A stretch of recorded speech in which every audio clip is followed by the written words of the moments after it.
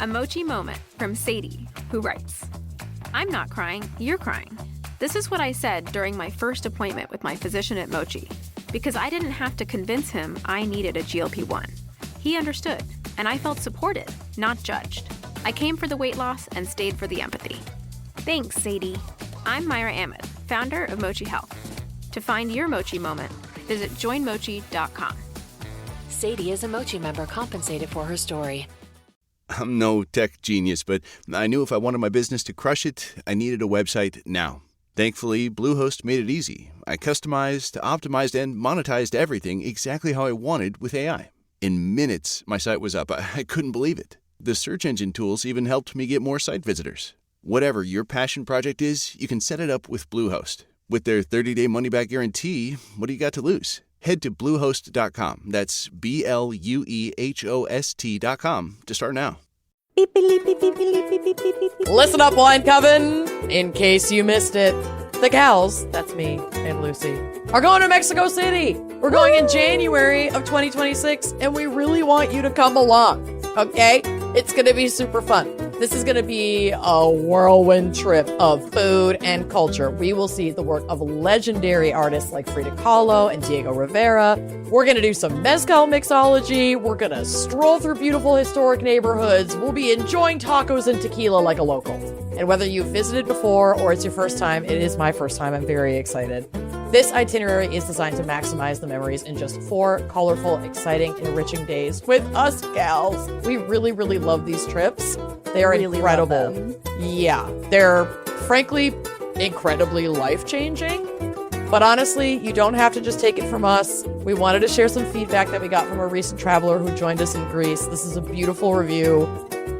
Enjoy it. We love it. Yes, this review reads, this trip was amazing before it even started. The fact that Lucy and Amanda can attract a group of strangers that get along as if they have taken 10 trips together beforehand is just spectacular. That is so true. It's true. We mesh pretty instantly. It's kind of remarkable. I felt welcome, safe, and included every step of the way. Tropa Trip and Wine and Crime obviously did a thorough job selecting the activities and hotels we enjoyed each day.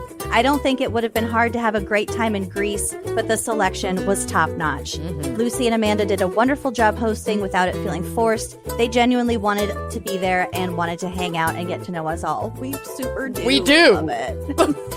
So thank you, gals, for creating such an epic trip. I can't wait to book the next one. That's from Tony Lee. Thank you so much, Tony.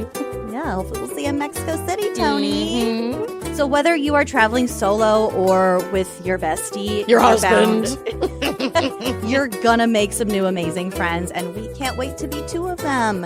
So tickets are going fast. We only have a few spots left. They're available now. So you can head to our website at wineandcrimepodcast.com for the link for the ticket purchase, and hopefully we'll see you in Mexico City. Yes. Gossip at the Corpse Cart contains graphic and explicit content that may not be suitable for some listeners. Listener discretion is advised.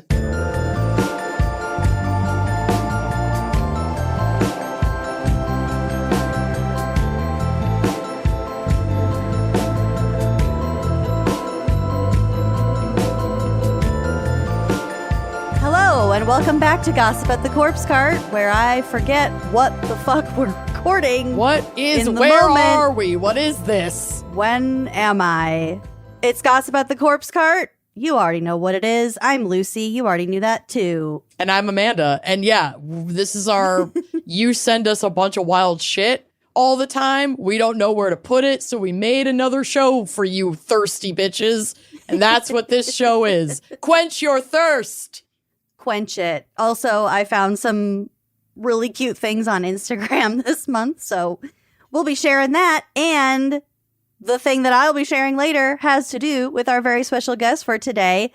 Please welcome the infamous Stephen Ray Morris. Woo! Ooh. Wow. Oh, God. Where did all these people come from?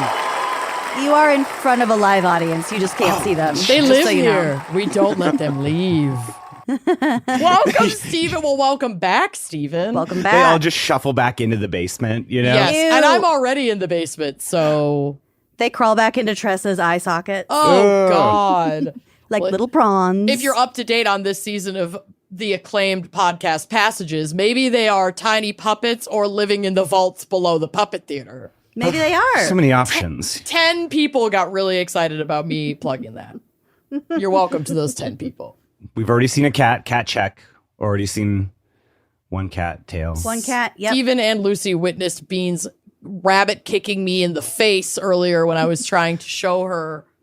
She got a couple in the neck. Yeah. Yeah, so she's not here right now. I don't know where she slithered off to, but she left. Back to hell. We're so happy that... How dare you? We're so happy that you're here, though, Steven. Thank you so much for joining us. Of course, it's so good to be back. I feel like the last time I was here was around the fall. There was some autumn leaves stuff happening. It always is. And today, as this recording, it rained today randomly after it's been like 100 degrees in LA. Well... And I saw literally a leaf hit me in the face, and I was like, fuck yeah, it's fall. It's happening. Oh, nice. Okay, this is going to sound like amazing. a really stupid question. Do you but guys get fall? You don't really... Well, I know that, like, temperature's cool in that your was region. your question. No, my question really was more about, like, what are your autumnal signs? Because you probably don't get a whole lot of, like, leaves changing color because your trees aren't all like that. No. But do you get some? No, well, also the thing in LA too is around the end of the summer, they decide to cut all the trees. So then it's like they give it a little like, everybody in LA is so shallow and they get nipped and tucked here. Even the trees are getting it. Oh my God. They nip and tuck your trees. I love it. Yes, exactly. I think it's, pumpkin spice is available. And Target starts to be filled with anatomically incorrect skeletons. You're like, why does this cat have ears? The cat skeleton doesn't have ears because they're soft tissue. This spider has a face on it, like on the back. Also, spiders don't have skeletons, so I don't like that. Well, Steven just swooping in and dropping like cat and arachnid facts all over us. They don't have bones in their ears, and arachnids don't have internal skeletons. They have a fucking exoskeleton, you idiots. Well, clearly we weren't in the room during this decision-making process. Another reason to boycott Target, frankly. Exactly. What the Can fuck? we also boycott Michael's because they have like this, like the girl skeletons with the little pink bow on their skeleton head, and they're like sitting on a pink toilet. You follow that guy texting on a pink phone. I've you seen it follow with that my guy own eyes. Mark on TikTok who did like the Great American Gay Side Quest and opens all the Gashapon I love minis. him. Yes. But he also has a running bit of like he goes to Michael's and looks at all of those ridiculous figurines and then imagines what like the writer's room, the creative room, the design room at Michael's is. Yeah. I mean, I got mad when you think about Pikachu, which I'm holding up it's video. This is like thick Pikachu from our childhood. I often think of Pikachu, yes. Well, did you know that at some point when they made gendered Pokemon, they gave the girl Pikachu a heart for a tail? And you're kind of like, all right. You know what I mean? Like, I want a heart. I never saw that. I didn't know they gendered Pokemon. Well, they needed them to Yes, fuck. because you breed them, but you breed them on the binary. You do have to make your Pokemon fuck if you want to get certain Pokemon. Too real. Listen. I just wanted them to fight. I don't want them to make love. We don't need you fucking. We need How do I you explain fighting. this to my child? If they don't gender the Pokemon, how am I supposed to explain the breeding to my child? Just think of the fucking children. They don't have a heart-shaped tail. How am I supposed to know which one's the boy and which one's the girl? I'm obsessed with that. Which one does the pegging? How do I explain this to my child? And it's like the Pokemon gender binary. I'm obsessed with that. This is the future liberals want. Exactly. Non-binary and the spectrum of gender Pokemon. Yeah. Oh my God. Okay, I feel like we've already hit on cats, dinosaurs, I don't know, nerd Pokemon. shit. Yeah, nerd shit. Steven, please tell the people, if they're not already familiar with you, who the fuck you are and what the fuck you do. I was going to be like, nothing. What no, pools that's are not your true. little toes piggy dipping in these days? Just, that's how flexible my individual toes are. I can like... put them in Babe, different. you do not Oh, want to see how God. flexible my toes are. Lucy knows. Oh, I can spread my toes like 5 fingers on a hand. She can sip Like a Can you hang from a martini. tree? She can drink If a I martini had the with her feet. strength, ooh, okay, Probably. grab a mug and that would be And pretty. have her pinky toe up. She's polite Yeah. about it. I probably could actually. I am practicing under the desk, moving a couple of toes while Patreon keeping my content. pinky toe out. Yeah, no, that's like Behind Patreon paywall. content at the highest level. Yeah. Yeah. Fetish. Well, okay. It's funny we brought up a lot of science stuff because I do a podcast called See Jurassic Right, where it mostly just started as Jurassic Park, nostalgic shit, science, whatever. Well, it is still all that stuff, I guess. But what I'm very excited, I was actually so happy you asked me to come back because starting in a couple weeks from this recording, I'm doing another back to school series where I basically interview a ton of scientists because we need that right now Yeah. in ways to help. And I talked to Allie Ward from Ologies, who's a love wonderful her. science communicator, worked on that show for many years. I talked to the Aarons from This Podcast Will Kill You. Yes. They're Yes. epidemiologists and disease ecologists. I talked to paleontologists. I talked to, who else? Yara Haridi, who is a great paleontologist who figured out like where our teeth, like our dentine comes from. And it started out as skin on arthropods, like, 350 million years ago or something like that. Like Bitch, their what? research figured this out. So My many moved teeth are into our dinosaur, mouths? pre-dinosaur skins. just little like swimmy, like spermy looking pre-fishy guys. My teeth Yeah. are Well, sperm. Yeah, I mean Their the skin. the shape of the shape sperm of the creature. skin. Yes, exactly. Yes, totally. But Tell it wasn't. everyone. But it was our teeth. The dentine in our teeth are sensitive, and it was to help us see or to help us like. Or our ancestors like swim through the murky waters before we walked to on feel land. The flow. Yeah, and to be like, Whoa. oh, there's another creature over there, and then eventually through evolution, it like basically went into our mouths, and so now it's just our. Amanda, Shut your face the is so I'm- shocked right now.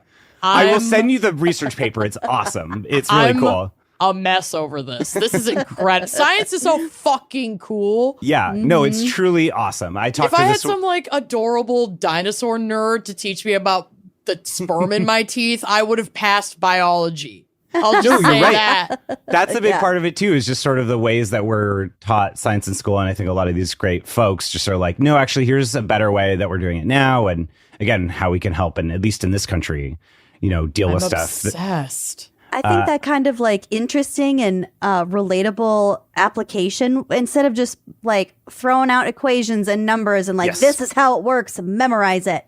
I really I had just a- think I had a America's chemist- teachers need to be able to smoke more weed and I get was really just going to hyped say that. before All of my class. favorite teachers were like, they definitely got stoned at night. And like my chemistry teacher, how I fucking learned about precipitation, he had this whole big thing about like, oh yeah, when you're making out in your car with your boyfriend and it's wintertime, which side gets foggy?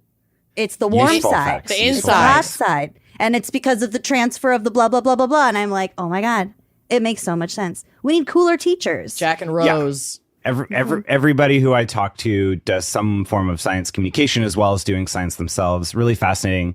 Lots of fun facts. Did you know sharks can get sunburn? That's a fun fact.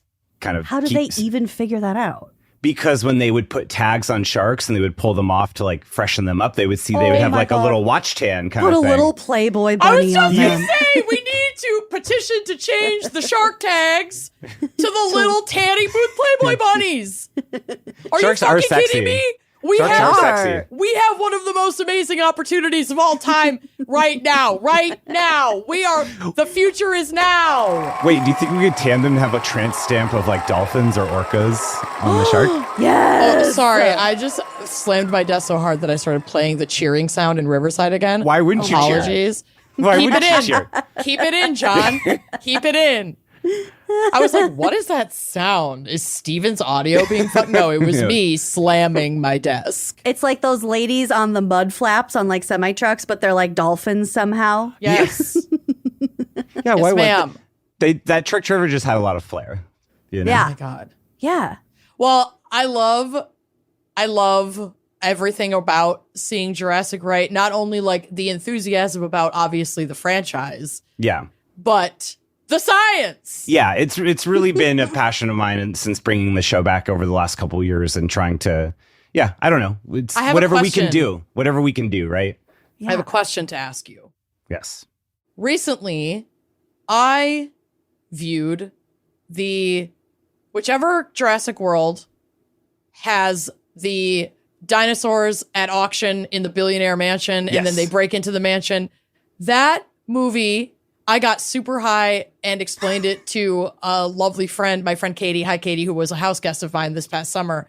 I went totally like full manic episode in my kitchen, red string, connecting all of these dots, genetic cloning, and then the granddaughter.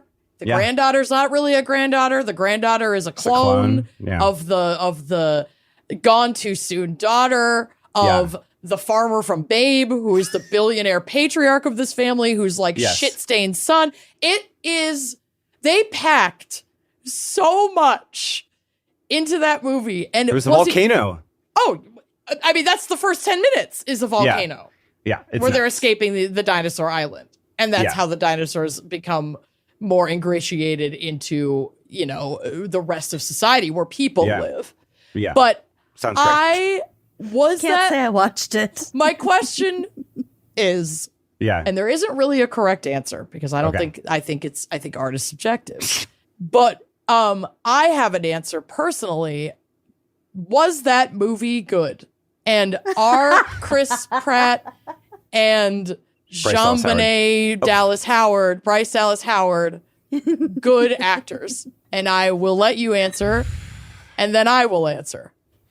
I like that movie because I'm an animal lover, and so when you're getting to like make a movie all about animal rights, but it's like dinosaur rights, I'm all for it. And how capitalism and the billionaire class will exploit those movements to further their own agenda. These are important conversations that we need to be having. Exactly. I'm not high enough for this. What is it? The charity, the nonprofit industrial complex. Yeah. Yes. We could go there. Yes, Continue. we can go there. I think it is a good, I think it's one of the best Jurassic Park movies because it actually has a style and flavor all its own. It's not just trying to replicate the original. Do I think Chris Pratt was very miscast in all those movies? Yes. So that's where I kind of stand on it. I think that movie is fun. Yeah. Not so good. Fun. No. It's just trying to do a lot, and I wish it would have picked one thing to do. I agree, better. but how much it tries to do is what makes it so fun. Because honestly, it's completely batshit. Lucy, you would love it. You see a dinosaur cry. Yeah, you do. And also, what'd you do? The second we saw the mansion, I was like, if I don't see dinosaurs running through this fucking trader's set of a mansion that we're in, I'm gonna be pissed. But that was like a high thought. Like a joke thought that I expressed to my husband, and he was like, "Oh man, there's no way." And then it happened, and we were like dying. A dinosaur jumps from an explosion. Yes. Whoa. Like, what more do you want? I also just don't think that either Chris Pratt nor Bryce Dallas Howard are good actors or have really any chemistry together. I think that they can do well. Most of that.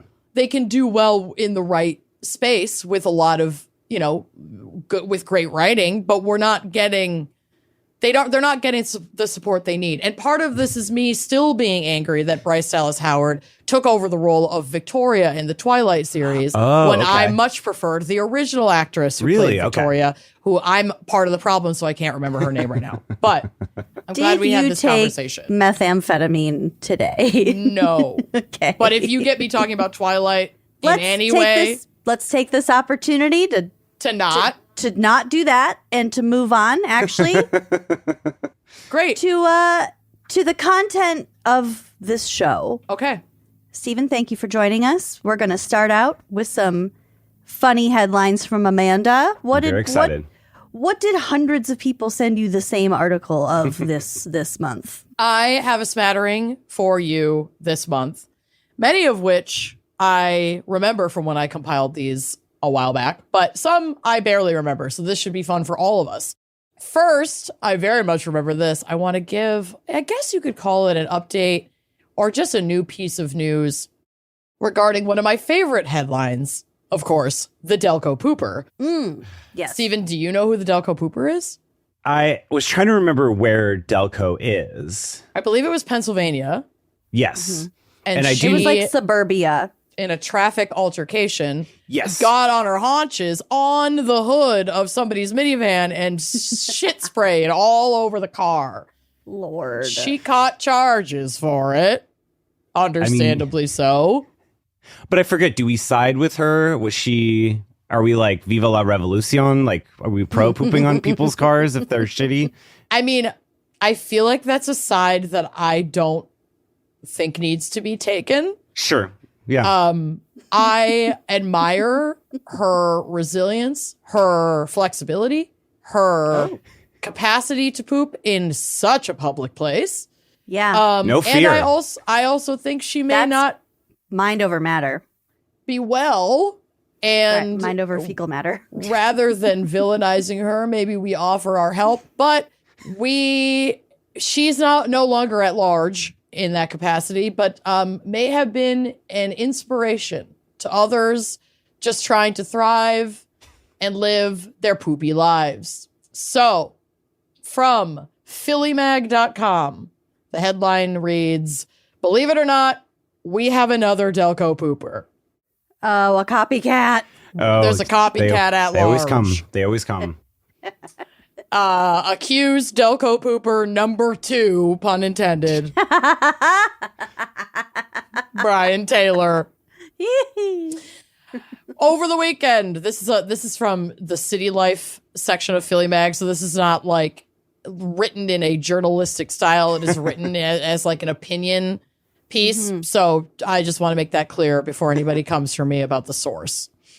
Over the weekend, I, the writer, who is Victor Fiorio, I heard something about Delco and poop, and naturally I wondered if Christina Solomento, aka the Delco pooper, had reared her. Well, you get where I'm going with this. But Oh my God. it turns out that it wasn't Solomento that folks were talking about. It appears that we have a Delco pooper number 2, Brian Taylor. Last week, a man walked into a gas station convenience store in Prospect Park and attacked another man with a bat.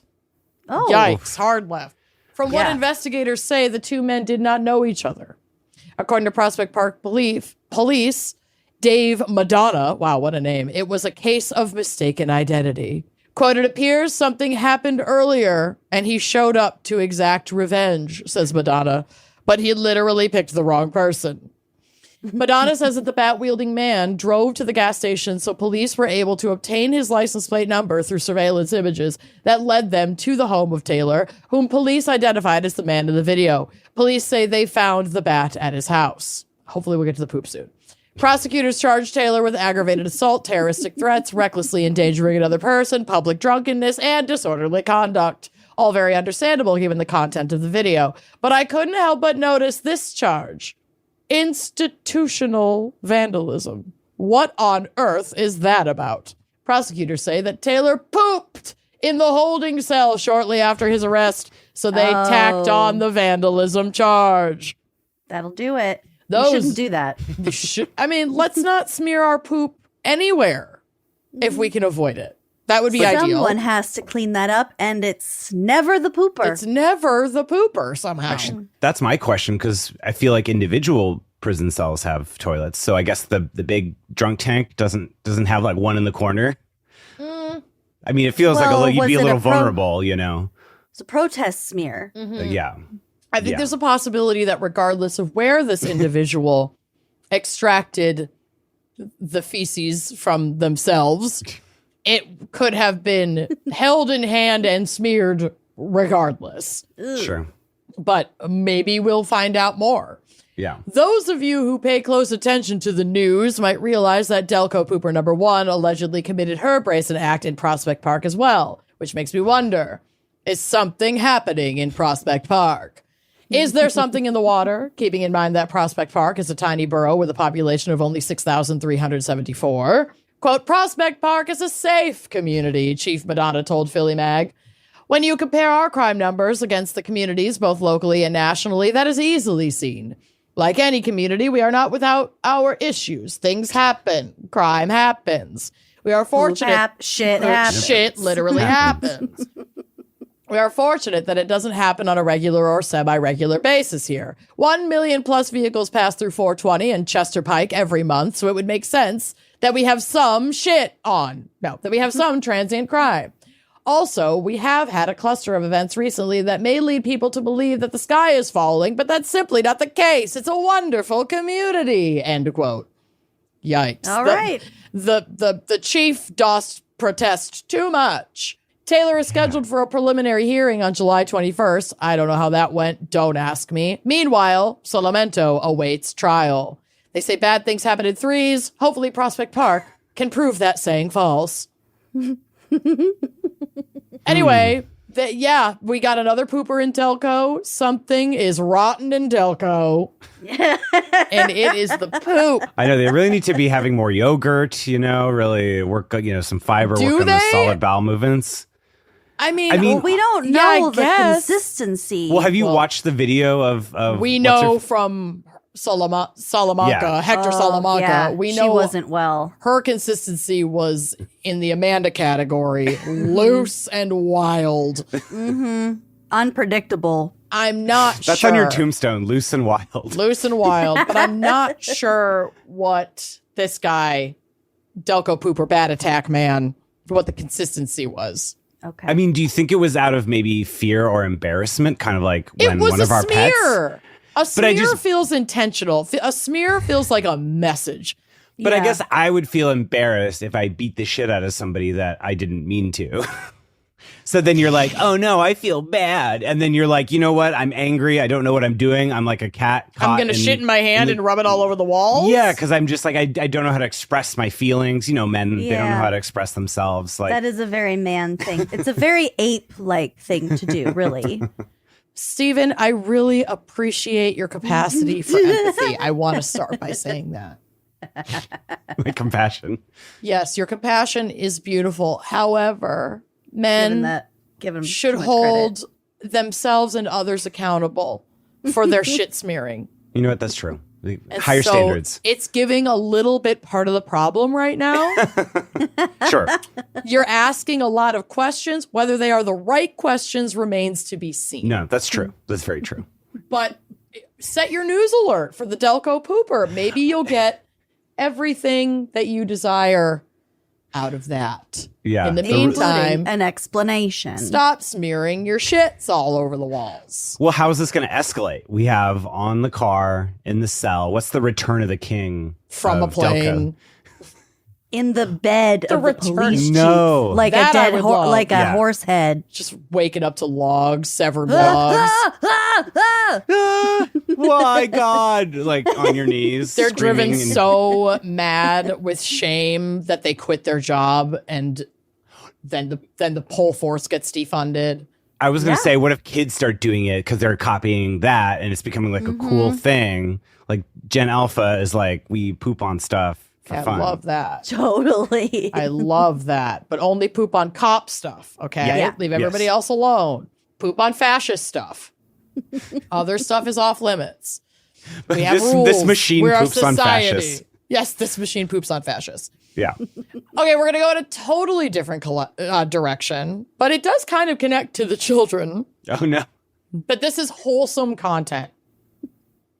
I adore this. This is actually from a Facebook post, but it has kind of bopped around and been mentioned in articles, et cetera, but this was reported on by CBS News out of California. The headline reads, "A California girl was granted a license to own a unicorn if she can find one." Oh, there's the loophole. There's the loophole. A California girl named Madeline, with a vivid imagination and remarkable awareness of how bureaucracy can dash dreams, got her wish when she asked her local animal control authorities for a license to own a unicorn if she's able to find one. The first of its kind permit came with strings attached, however. The mythical creature must be provided ample exposure to sunlight, moonbeams, and rainbows, and have its horn polished at least once a month with a soft cloth. The microfiber. Yeah, microfiber. Director Marcia Maeda of Los Angeles County Department of Animal Care and Control sent the girl a heart-shaped, rose-colored metal tag with, quote, permanent unicorn license emblazoned on it, along with a white fuzzy unicorn doll with pink ears, purple hooves, and a silver horn. This bitch got hooked up. Yeah. This is what our tax dollars should go to.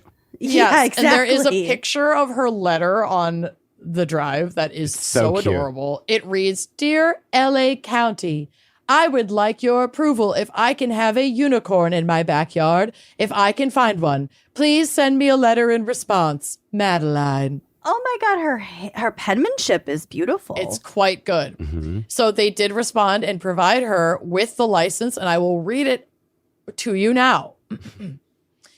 Dear Miss Redacted, because we're not going to give a minor's last name. Thank you very much. Unicorn licensing is the heading. Thank you very much for your letter requesting permission to have a unicorn in your backyard. I am pleased to tell you that the Los Angeles County Department of Animal Care and Control does license unicorns under the following conditions. 1. The unicorn must be cared for in compliance with all animal caretaking regulations set forth in Los Angeles County Code Title 10. 2. The unicorn is given regular access to sunlight, moonbeams, and rainbows. 3. Moonbeam. The unicorn is fed one of its favorite treats, watermelon, at least once each week. Wow. 4. The unicorn's horn must be maintained to be in good health. This requires polishing at least once a month with a soft cloth. 5. That Any part kills sparkles or glitter used on the unicorn must be non-toxic and biodegradable to ensure the unicorn's good health. It is always rewarding to hear from young people who thoughtfully consider the requirements of providing a loving home to animals. I commend your sense of responsible pet ownership to seek permission in advance to keep a unicorn in Los Angeles County. Enclosed is a pre-approved unicorn license for when you can find one. In the meantime, because they are indeed very rare to find, we hope you will enjoy this enclosed unicorn with our compliments and appreciation for reaching out to our department. They sent her the little cute unicorn, and then they actually made like a little printout license. And the tag. And it was signed by the department head. It's super cute. I'm so okay with my tax dollars going to this. No, I genuinely am. You know, that's the thing I learned recently is that like how we pick state things like fossils or dinosaurs, that is just literally a way to get kids involved in government. Yes. Mm-hmm. And I think we need to teach this kind of literacy. And so I think harnessing that power and doing this, I feel like probably also, I mean, that looked like a CVS unicorn, you know, that can't be too much. Oh, it's low budge. John Oliver always likes to feature the local contests for like children designing the I voted sticker, like the sticker you get for voting. And sometimes they are just absolutely off the wall. But if that's what's The picked, werewolf. yes, the screaming werewolf, that won, and democracy prevailed. And The people spoke. The people and the people spoke. were heard. And the people wanted that fucking werewolf. Yeah. Anyway, I just thought Madeline was so cute, and how the animal department of Los Angeles responded was equally adorable. And I think it was fantastic. So I've got a couple more for you here. This is about animals that do exist. And you know, I love weird animal news and animals doing weird shit. And animals existing. And animals existing, because I love all of God's creatures. I just don't like humans as much. God kind of fucked that one up. But these folks, adorable. So this is from cbc.ca. This is out of Canada. Chimps are sticking grass and sticks in their butts, seemingly as a fashion trend. Go off, queens. The new phenomenon appears to be a fresh spin on an old fad of wearing grass in the ear. They did include a photo of a chimp, I'll add it, with grass sticking out of the ear, but they did not include a photo of a chimp with the grass in the ass. Canada is too modest for that. I think Canada knows their limits. A group of chimpanzees in Zambia have resurrected an old-fashioned trend with a surprising new twist. 15 years after a female chimpanzee named Julie first stuck a blade of grass into her ear and started a hot new craze among her cohort at the Chimfunshi, Wildlife Orphanage, an entirely new group of chimps at the refuge have started doing the same thing. Quote, we were really shocked that this had happened again. Jake Brooker, a psychologist and Great Apes researcher at Durham University in New England, told As It Happens host Neil Kolksal, I don't know. Quote, we are even more shocked that they were doing their own spin on this by also inserting the grass and sticks in a different orifice. Oh. The chimps, he says, have been putting blades of grass and sticks into their ears and anuses and simply letting them dangle there for no apparent reason. Go off, as you said. The study, published in the journal Behavior last week, sheds new light on how social cultural trends spread and change among our primate cousins, much like they do among humans. The subheadline here, or the page break, reads, they learned it from us, some of it anyway. I learned it by watching you. The researchers suspect the chimps learned the behavior from people. The ear part, that is. Oh my God. The two groups of chimps who display the behavior don't have any contact with each other, but they do share some of the same human caretakers. And those caretakers, the study notes, reported that they sometimes use matchsticks or blades of grass to clean their ears when working at the animal sanctuary. The chimps, Brooker says, quote, have potentially copied it from a human who is walking by the enclosure or one of the caregivers who is just going about their daily lives. Like with all cultures, things change over time and they get refined and new quirks and new traditions pop up, he said. So Yeah. there are chimpanzee influencers among each cohort, according to this article. In this case, the team traced the new quirk to a male chimp named Huma, who seems to have originated the grass in butt variation. Grass in butt. From there, the study shows it spread rapidly to most of his group mates within a week. He went viral. The same thing happened to Julie's group. She started putting grass in her ear in 2010, and pretty soon 7 other chimps were doing the same. I mean, it looks cool. Yeah. It does look cool. It's like smoking a cigarette, you know? Yeah, it looks really fucking cool. Like, tell me I'm putting another chimp up on the drive. Tell me this fucker doesn't look Oh, yeah. unbossed, unbothered, and absolutely gorgeous with that blade of grass hanging out their ear. Loving it. Yeah. The phenomenon even continued after Julie died in 2013. The researchers observed Julie's group again for this new study and found that 2 chimps, including Julie's son, were still wearing grass in their ears. Oh. They're honoring her. I'm That's very obsessed. Much like humans, Brooker says the chimps appear to be willing to suffer for the sake of fashion. Quote, you see when they're learning this behavior that it's quite uncomfortable, he said of the ear grass. They shake their head and rub the ear a little bit as they're trying to get used to it. Once they adjust, he says, they appear largely unbothered. He likened it to people getting their ears pierced. High heels. High heels. Wearing Quote, rings. there's not a clear benefit that wearing earrings really brings, but some kind of social cultural reason, he said. I feel like it's similar with the grass in the ear.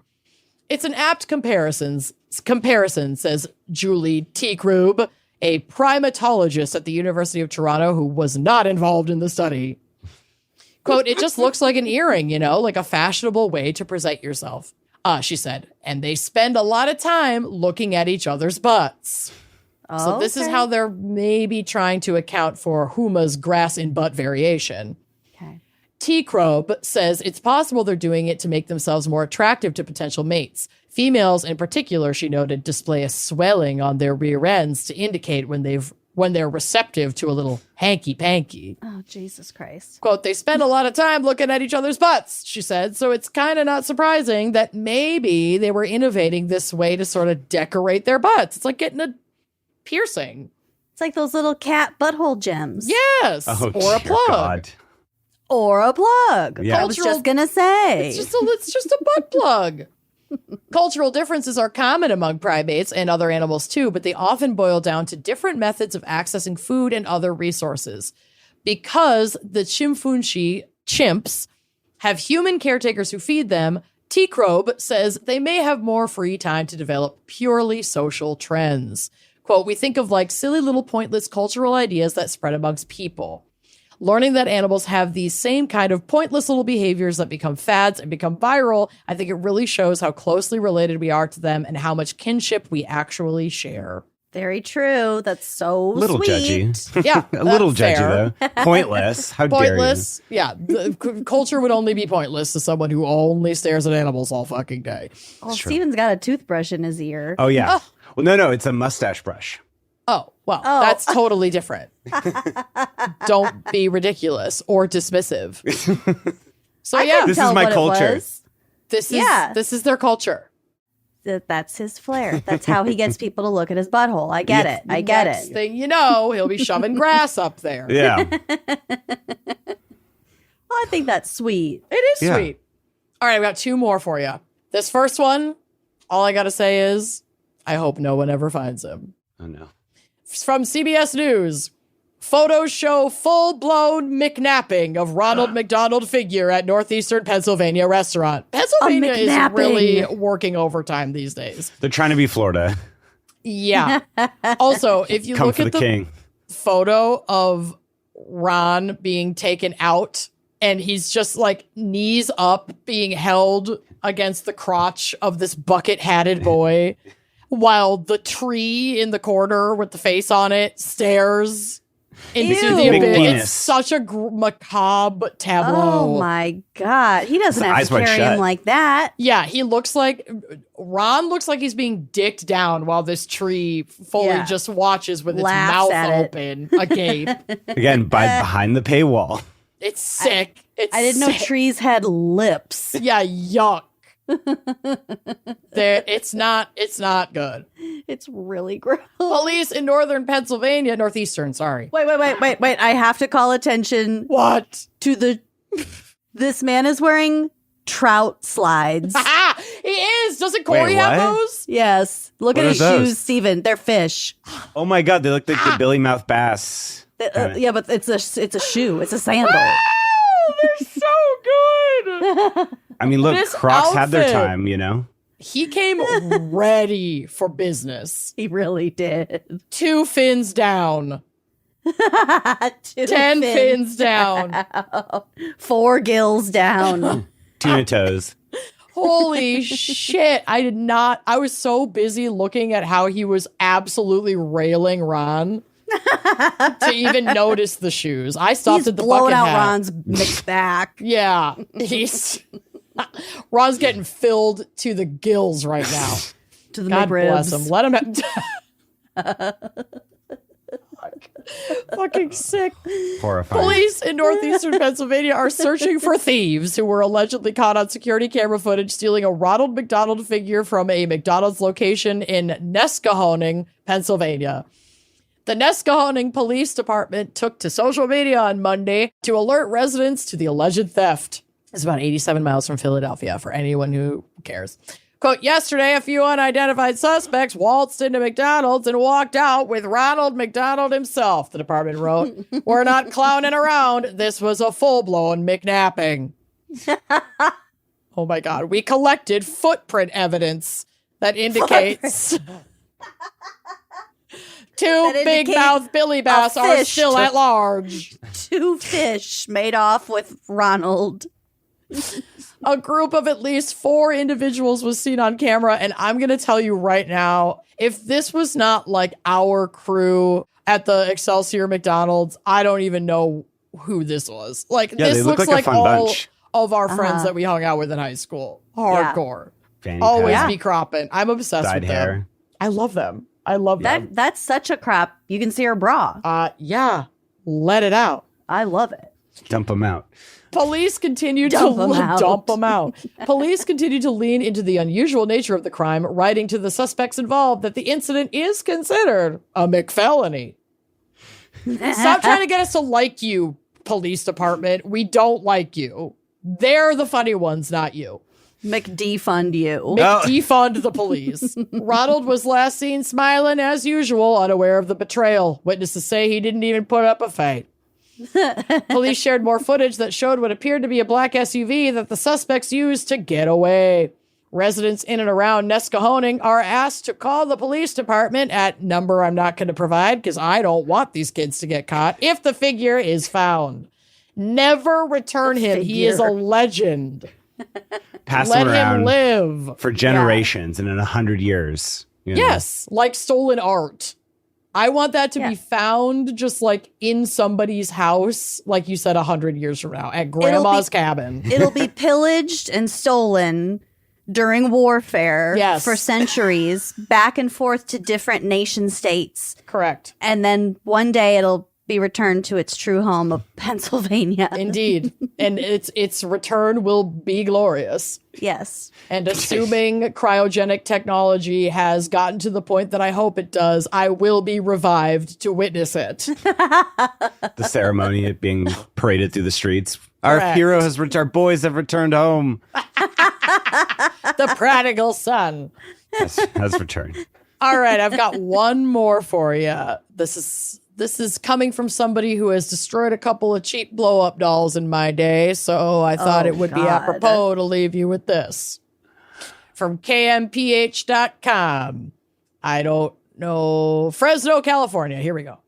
Water rescue for person in canal turns out to be blow-up doll. Sometimes Ronald it is McDonald. a mannequin. Oh my God, can you imagine? What if it was Ron? All the way from Philly Yeah. to Fresno. Down the canal. Ran. Fresno, Ran. California. A water rescue call for a person in a canal turned out to be a blow-up doll Tuesday morning. To be fair, there's a picture of it on the drive. It's shady, but I feel like if you looked at it for more than 5 seconds, you would know that this is not a person. It looks like a hot dog, like a giant hot dog. Yeah. With limbs. Yeah. It's not. I'd probably call it in just to be safe. Maybe. I'd probably try to scoop it out. And then you'd have to call in for me because I'd fall into the canal. I'll hold your ankles. There we go. Now we've got a team. Now we've got a stew going. I mean, it's very smooth. So you're like, maybe it's just a swimmer. You know, Really they're hairless smooth. and Yeah. I mean, like not a crevice or crack on. but this it is thing. a believable human skin tone. The knee Yes, is a yes. little believable, actually. I could. yeah. The elbow's a little bit believable too. You can't see the face, which is probably one of those like plastic, gross doll faces, whatever. Yeah. But It's got that hole for a mouth. you know it. Around 8 a.m., a person called 911 to report a possible person stuck in the canal with rushing water near McKinley Avenue and Peach Avenue. Fresno police and firefighters arrived and found what looked like a body stuck up against the grate in the concrete. However, upon further investigation, it turned out to be a blow-up doll, smoking and driving. The irrigation district was notified so they can remove the doll so others don't mistake it for a baddie as well.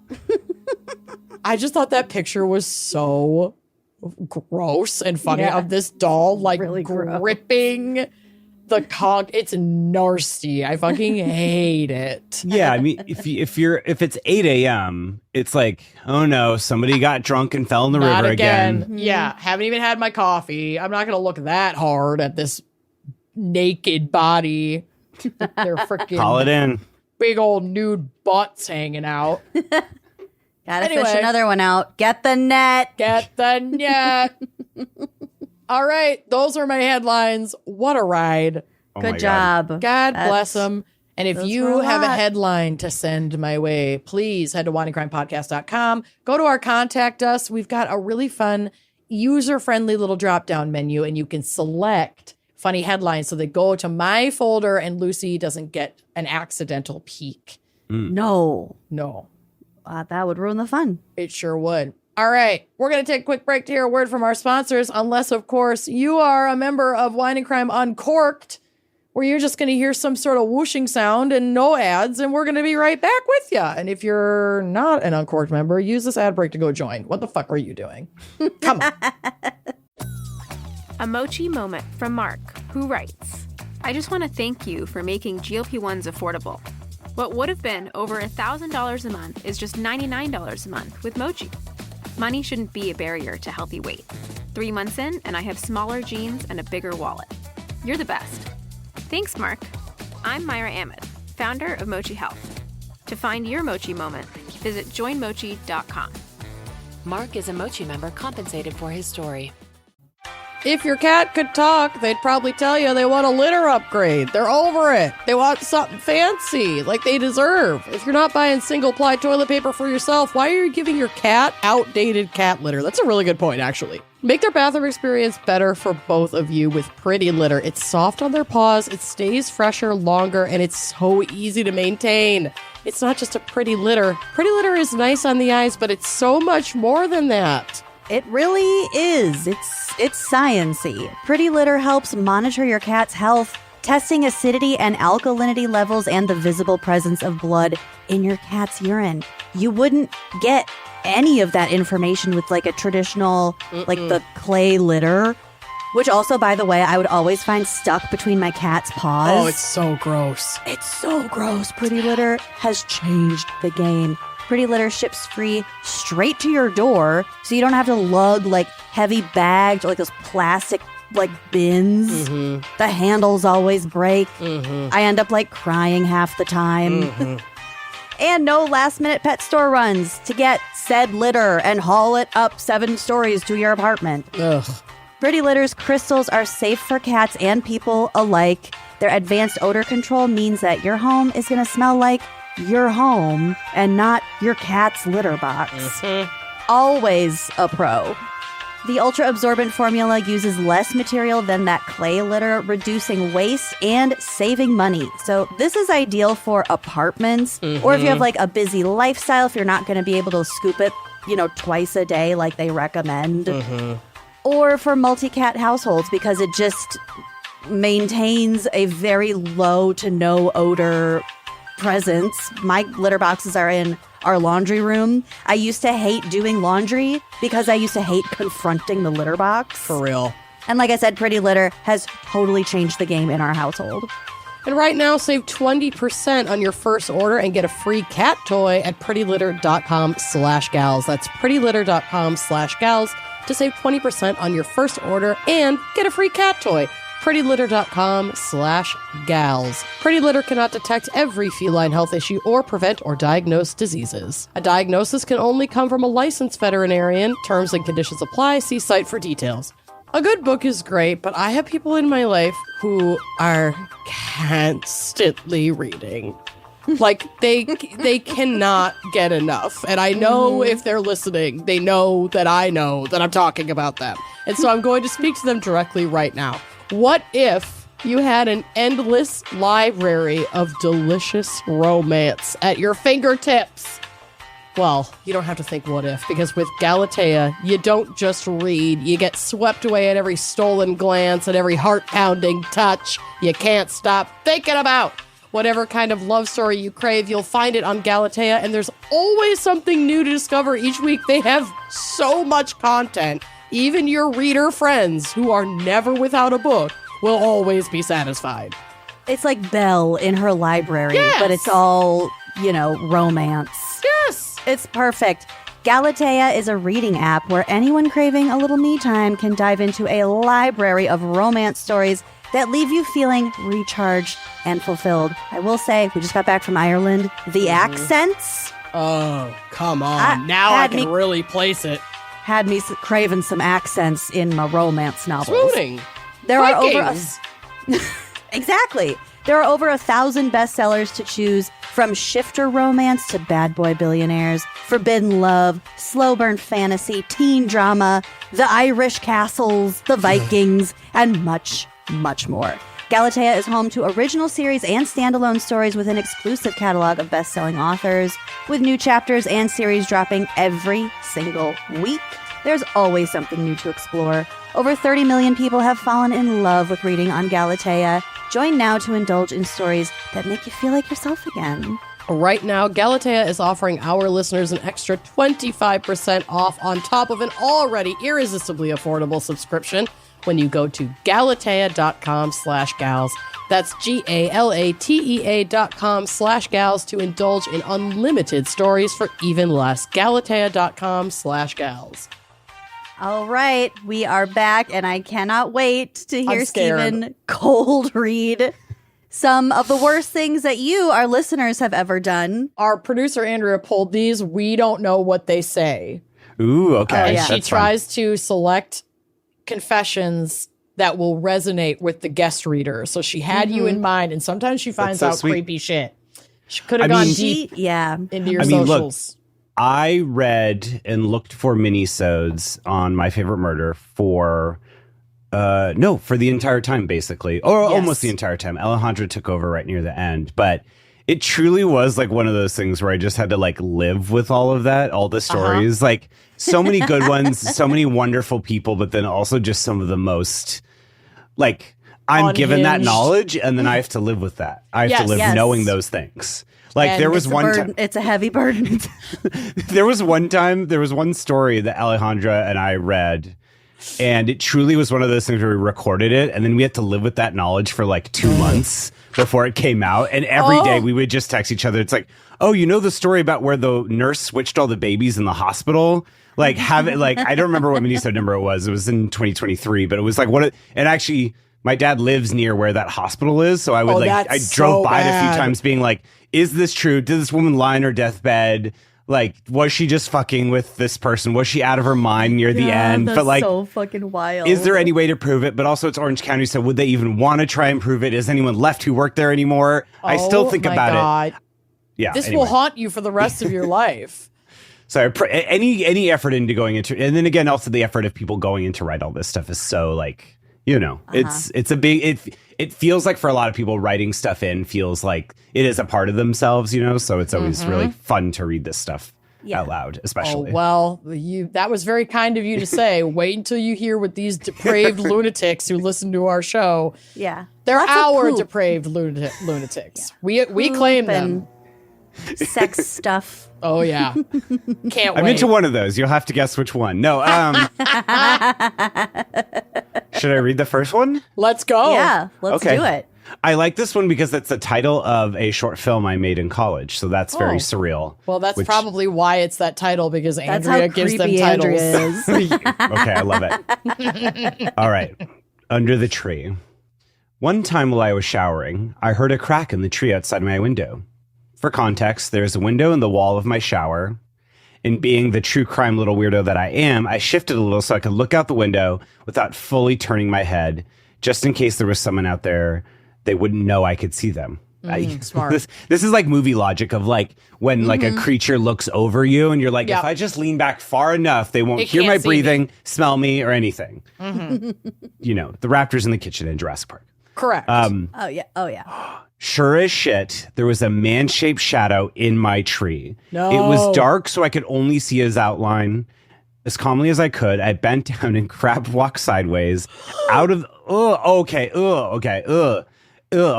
Sorry. I bent down and crab walked sideways out of the tub. So you're just like naked and just like over the tile, and made my way to the bathroom door that is not visible from the window. I then tell my lovely fiance that there's a man in our tree that was watching me shower. So he goes outside as I'm calling the cops, and he sees the guy in the tree who was fully unaware that I had left the bathroom. Guy has his dick out. No. Oh, no. Oh, my God. This is also movie stuff. Like, this is fully like X-Files. Like, Scully comes home and like the camera angles are letting you know that it's not just her imagination. There really is someone in the house. With his dick out. With his dick out. My fiance yelled at him and he fell out of the fucking tree while trying to put his dick in his pants. Bro still had his dick out when the cop showed up because he was too scared to move. I was outside at this point, conditioner still in my hair, looking like a swamp witch, and I may have threatened to beat him with a stick if he moved before the cops got there. Yes, ma'am. Wow, amazing. That is so scary. That is, because we all just keep that eye open, just in case. I don't have a window in my shower anymore, but I had a garden level apartment that had a window right into like the bathing area of my house. I just am so spaced out when I'm in the bath or the shower that I don't think I would have even noticed the guy in the tree jerking, not cranking on. Out. Oh, I mean, I'm the naked neighbor because I feel like I'm in my home. Yep. I get to, I'm my such home. a naked neighbor. I at least pantsless 99% of the time. And you're just sort of like, why are you looking in? This is my home. You know what I mean? It's my fucking house. Yeah, but still, this is the day we fear when somebody is actually. It's horrifying. My neighbors on the side that our primary bathroom that window faces their house. Mm. And I said something to my neighbor one time. I was like, sorry if you like can see into my bathroom, you know? And she's like, oh, that window is the like the landing on our stairway. Like we don't look out that window, but they have some big dogs, and one of the big dogs, that's his favorite place to go stare out the window. So the next time I was in the bathroom, I like pulled open the curtain and his huge dog face was just looking at me through Oh the my window God. while I was sitting on the toilet. I Your was like, biggest "Hi." fan. He barked at me. Oh my God. Protect yeah. my peace. I guess I'm the naked neighbor. I'm the toilet neighbor. Toilet neighbor. I love that for you. He was taken into custody, and I found out that Idaho actually has a peeping Tom law, making it a misdemeanor. I hope he likes orange. After he was taken away, my fiance said, "You're going to send this into Wine and Crime, aren't you?" Hell yeah, I am. Damn Skippy. Thank you for helping me get through some of my hardest times these past few years. Your voices are well known in my home. Oh, that's sweet. Gosh, Yeah, maybe wow. he was climbing up to listen to us so he could crank off, and it didn't have anything to do with you. It wasn't about, it wasn't an attack on you. You could That's be why he dick had a was out. boner. yours. Oh, Yeah. because you got your voices. Yeah, we turned him on. Yeah, it's our fault. God, that's so... Just in the tree, that's a lot. Tree. You It's a climbed. lot of effort. Yes. You climbed. You scoped it out so that you could calculate, okay, if I get in that tree, then I can see in that window and crank. And then you climbed the tree. And then you took your penis out. So many steps. How can you? I wonder if the pants were all the way down, so like his bare butt was on the tree bark. I hope 'Cause so. I couldn't think of any bigger turnoff. Ugh.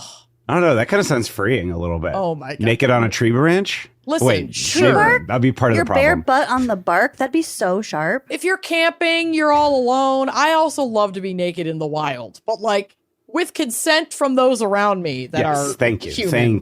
Thank you. You're Wait, not human? watching someone I'm not in the climbing shower. a tree. No, I don't ask like my cat or the animals out in the world if it's cool for me to like whip my tits out. I just do that. But for people, I'll ask.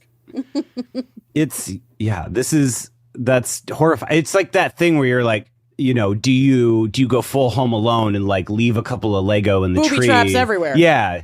Some thumbtacks, you know what I mean? It'd be hard not to go down that rabbit hole. I'd be don't wanna go terrified down that- forever. I don't Yeah. know if I could ever shower, and that pisses me off because like my baths are sometimes the only thing keeping me from launching myself into the sun. So like, do not fuck with the sanctity of my bathroom. If you're peeping or like ruining my bathroom experience, I will lose my shit. Literally. There's like these kind of, there's the classic variation of just filling your windows with newspaper to hide out the world.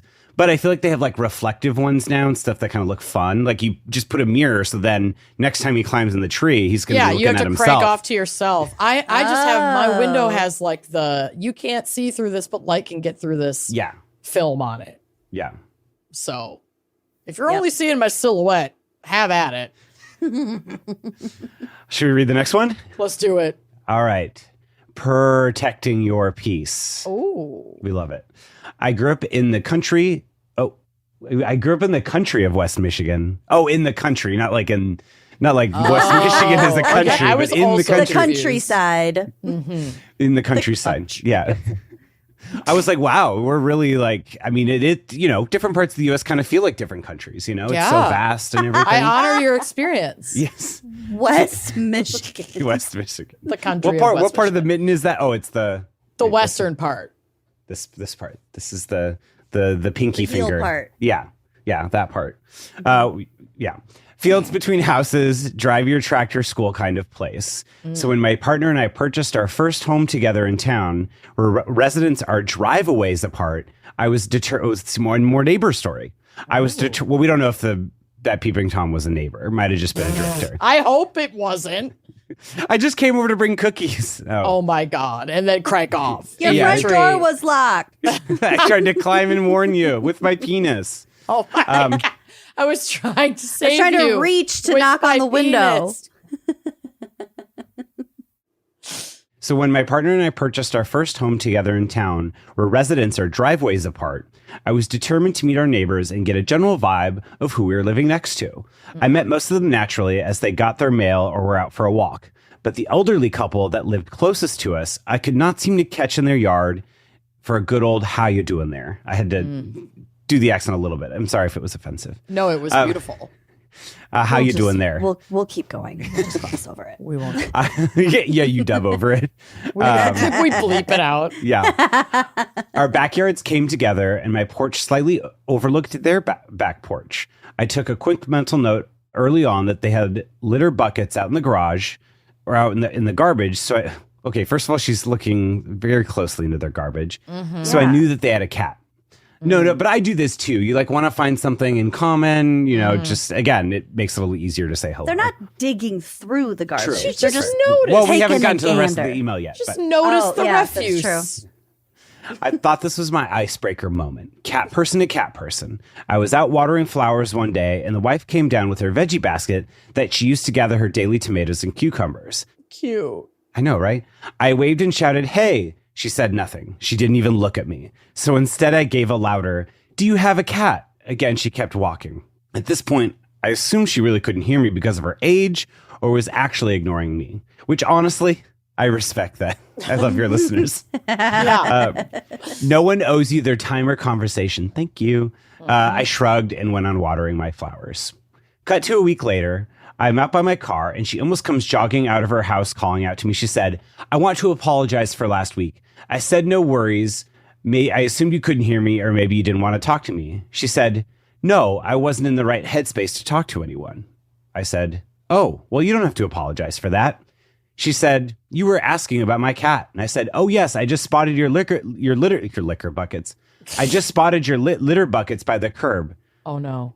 She said, "Well, that's the thing. My cat died that morning. He was morning. He was in the basket. I was walking out to the garden to bury him." No! Hey, do you have a cat? Oh, no. As they're holding the basket with Literally, their dead cat. yes. Oh, no. The Sure title of this do. email was perfect timing. Oh, no. I have chills. Oh, no. So bad. Oh, no. Ladies. This like basically happened to me though the day that we put Callie down. Oh, I'm I was sorry. enjoying time with her out in the front yard, and my neighbor came over and was like, "Oh my gosh, I haven't seen Callie in so long. It's such a beautiful day to be outside." And I was like, "Yeah, well, behold her for the last time, because the Grim Reaper's rolling up at 4 p.m. The van's pulling up in a couple hours. She's Can on you her give way. us a minute, please? Oh, no. Can't you see she's having the best day of her life and I'm going to kill her pretty soon? Oh. Privacy, please. You just pull a curtain out of somewhere, just like one of those like hospital curtains. If I had any superpower, I'm officially changing it to whatever I've picked in the past, and just instant curtain pull. Yeah, is into the reality. new one. Ladies, when I say I thought my heart was going to fall out of my ass, I apologize profusely for verbally cornering this woman on the day of her cat's funeral. I never Death again. and funeral. Oh Both. my God. I never again went out of my way to meet my neighbors. Aw, a classic reminder to mind your business. I think this person's being a little hard on themselves. Yes, but I agree. There was You no just- way they could have known. you just don't know. You just truly, I was saying this to somebody today, like you really don't know when you are a character in someone else's story that you might just be passing through for a moment. You are the weird character actor that's like late in the middle of a film that gets like one scene. You're like the random people at the restaurant in Honora. You know, you're like, you're there to just serve a purpose, but like, you know, it's not about you. It's not about you. And- it rarely is about you. Yeah, totally. Well, hold on now. I don't agree with that. It's often about me. Yes. Well, you know, I mean, this person did come in with a sledgehammer into this person's story. Oh, 100%. Mr. Kool-Aid, you know, like, oh yeah, like, Oh my God. Do you have a cat is just killing me. This really reminds me of that engagement that I totally ruined in Madison. No. Yeah, you did. You ended up being so the what are you ancillary guys character doing? in someone's Why story. is he hiding there on his knee? You know. That they will remember you forever. Amanda wasn't there, but I'm pretty sure I called you right afterwards. You did, and I wish I had been there to stop you. Madison, Wisconsin has a beautiful state capitol. It's like known. Yeah. It's known. And the sun was going down. It was beautiful sunset. I'm looking at this beautiful Capitol building, taking a picture. Oh, what's that? A guy's getting down on his knee in front of this pretty girl. And I was like, oh my God, they're getting engaged. So I was taking their picture, thinking that it was a moment between them. And then she said yes, and they hugged. And I said, I took some pictures. I have to airdrop them to you. Oh, God. And he said, nope, I have a photographer. She's right behind you. You're in the way Oh no. of my hired photographer for my proposal so you could get some I have to airdrop them. grainy, shaky cam iPhone footage. They were pretty decent photos. They were far away. Yeah, you want like you have the other photographer that's for like the invitations. Mm-hmm. This is for social. You know, you want to get a mix. You want it to feel dynamic, lived in. I know. You know? I got some really Authentic, great raw. candids. Really great candids. And I have an eye. You do. So anyway, if you're listening and your engagement was really fucked up at the Wisconsin State Capitol, I feel like you've told I this can story still before and they text emailed these in. to you. They did not email in. Oh. We're just I would wishful remember. thinking. Maybe we just hoped they emailed in. Do you Yeah. still I have the still hope. pictures? Do you think I delete anything? Oh, fair.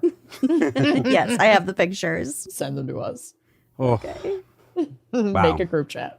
I mean, again, Anyways, thank you so for I writing feel- in. That was. I think you just gotta, again, you just like, I mean, like this person said at the beginning, like you know, taking that compassion in of like, oh, maybe they just were distracted or they're having a bad day. Like, don't take it personally. Now you know. And if Yeah. you're a good neighbor, this would become like pretty funny. Like a funny how we met. Exactly. I mean, Story. I think it's hilarious. It is hilarious. In that moment when you're holding your beloved dead cat, doesn't feel great. But Do you have a cat? Afterward, This is few full weeks, months barbecue. down the road. Yeah. Like, this is the neighborhood barbecue. Yes. That I would be neighbor telling is this telling story. that story, ribbing this person Oh, who wrote yeah. it. You know? 100%. Oh, yeah. So lean into it. Yeah. Make it That's a what fun we're doing. joke between you. Lord knows I am. We're exploiting it for laughs. So thank you. All right. I've got the real estate blues. Uh-oh. I met a lovely woman on Hinge in 2022, and we went on our first date in October. Of course, we started to talk about our shared love of the spooky and murdery. On that, again, great, like winning already. Yes. You know, just get your interests out of the way. You don't need to pretend you're somebody you're not. Yep. Don't be a weird restaurant that's on a dating app pretending to be a person so that when you get catfished, you just hang out and spend money at the bar and eat and everything. That apparently happened a few times. I don't know This how. sounds oddly specific, Stephen. Are you processing something? Are you okay? Oh my God. I just got stood up on Don't so be that many dates. person. No. Oh. On the date, she told me she worked for a real estate company and they had an apartment in Chicago's Ukrainian village that could not be rented. I spent some time in Ukrainian village when I first went to Chicago. One of my favorite bars there, this was like 2012, literally got a pint to share with like one of those things a pitcher that was like $2. Yeah. Yeah. And the bar was in a liquor store. So you were literally sitting in like a horribly lit liquor store drinking shots of love that. Malort. Yeah. It was awesome. No. It was great. The bar near me in Burbank that I just moved to serves Malort because there's a lot of Chicago people. And I'm like, they looked at me like they were so weird. Like, you like this? And I'm like, I've developed a fever for it since going out to Chicago so much. Really? Yeah, I love it. Oh my God, I'm so excited. So gross. It's I so good. cannot stomach it. It's like battery acid, but with like a sugary sweet aftertaste that With gets an you addicted. herbaceous sugar aftertaste. I think I never really get to the aftertaste because I'm either spitting it out or just chasing it with the like closest beverage. Yeah. I mean, you have to really like have a few. Do you? No, you don't, though, is the thing.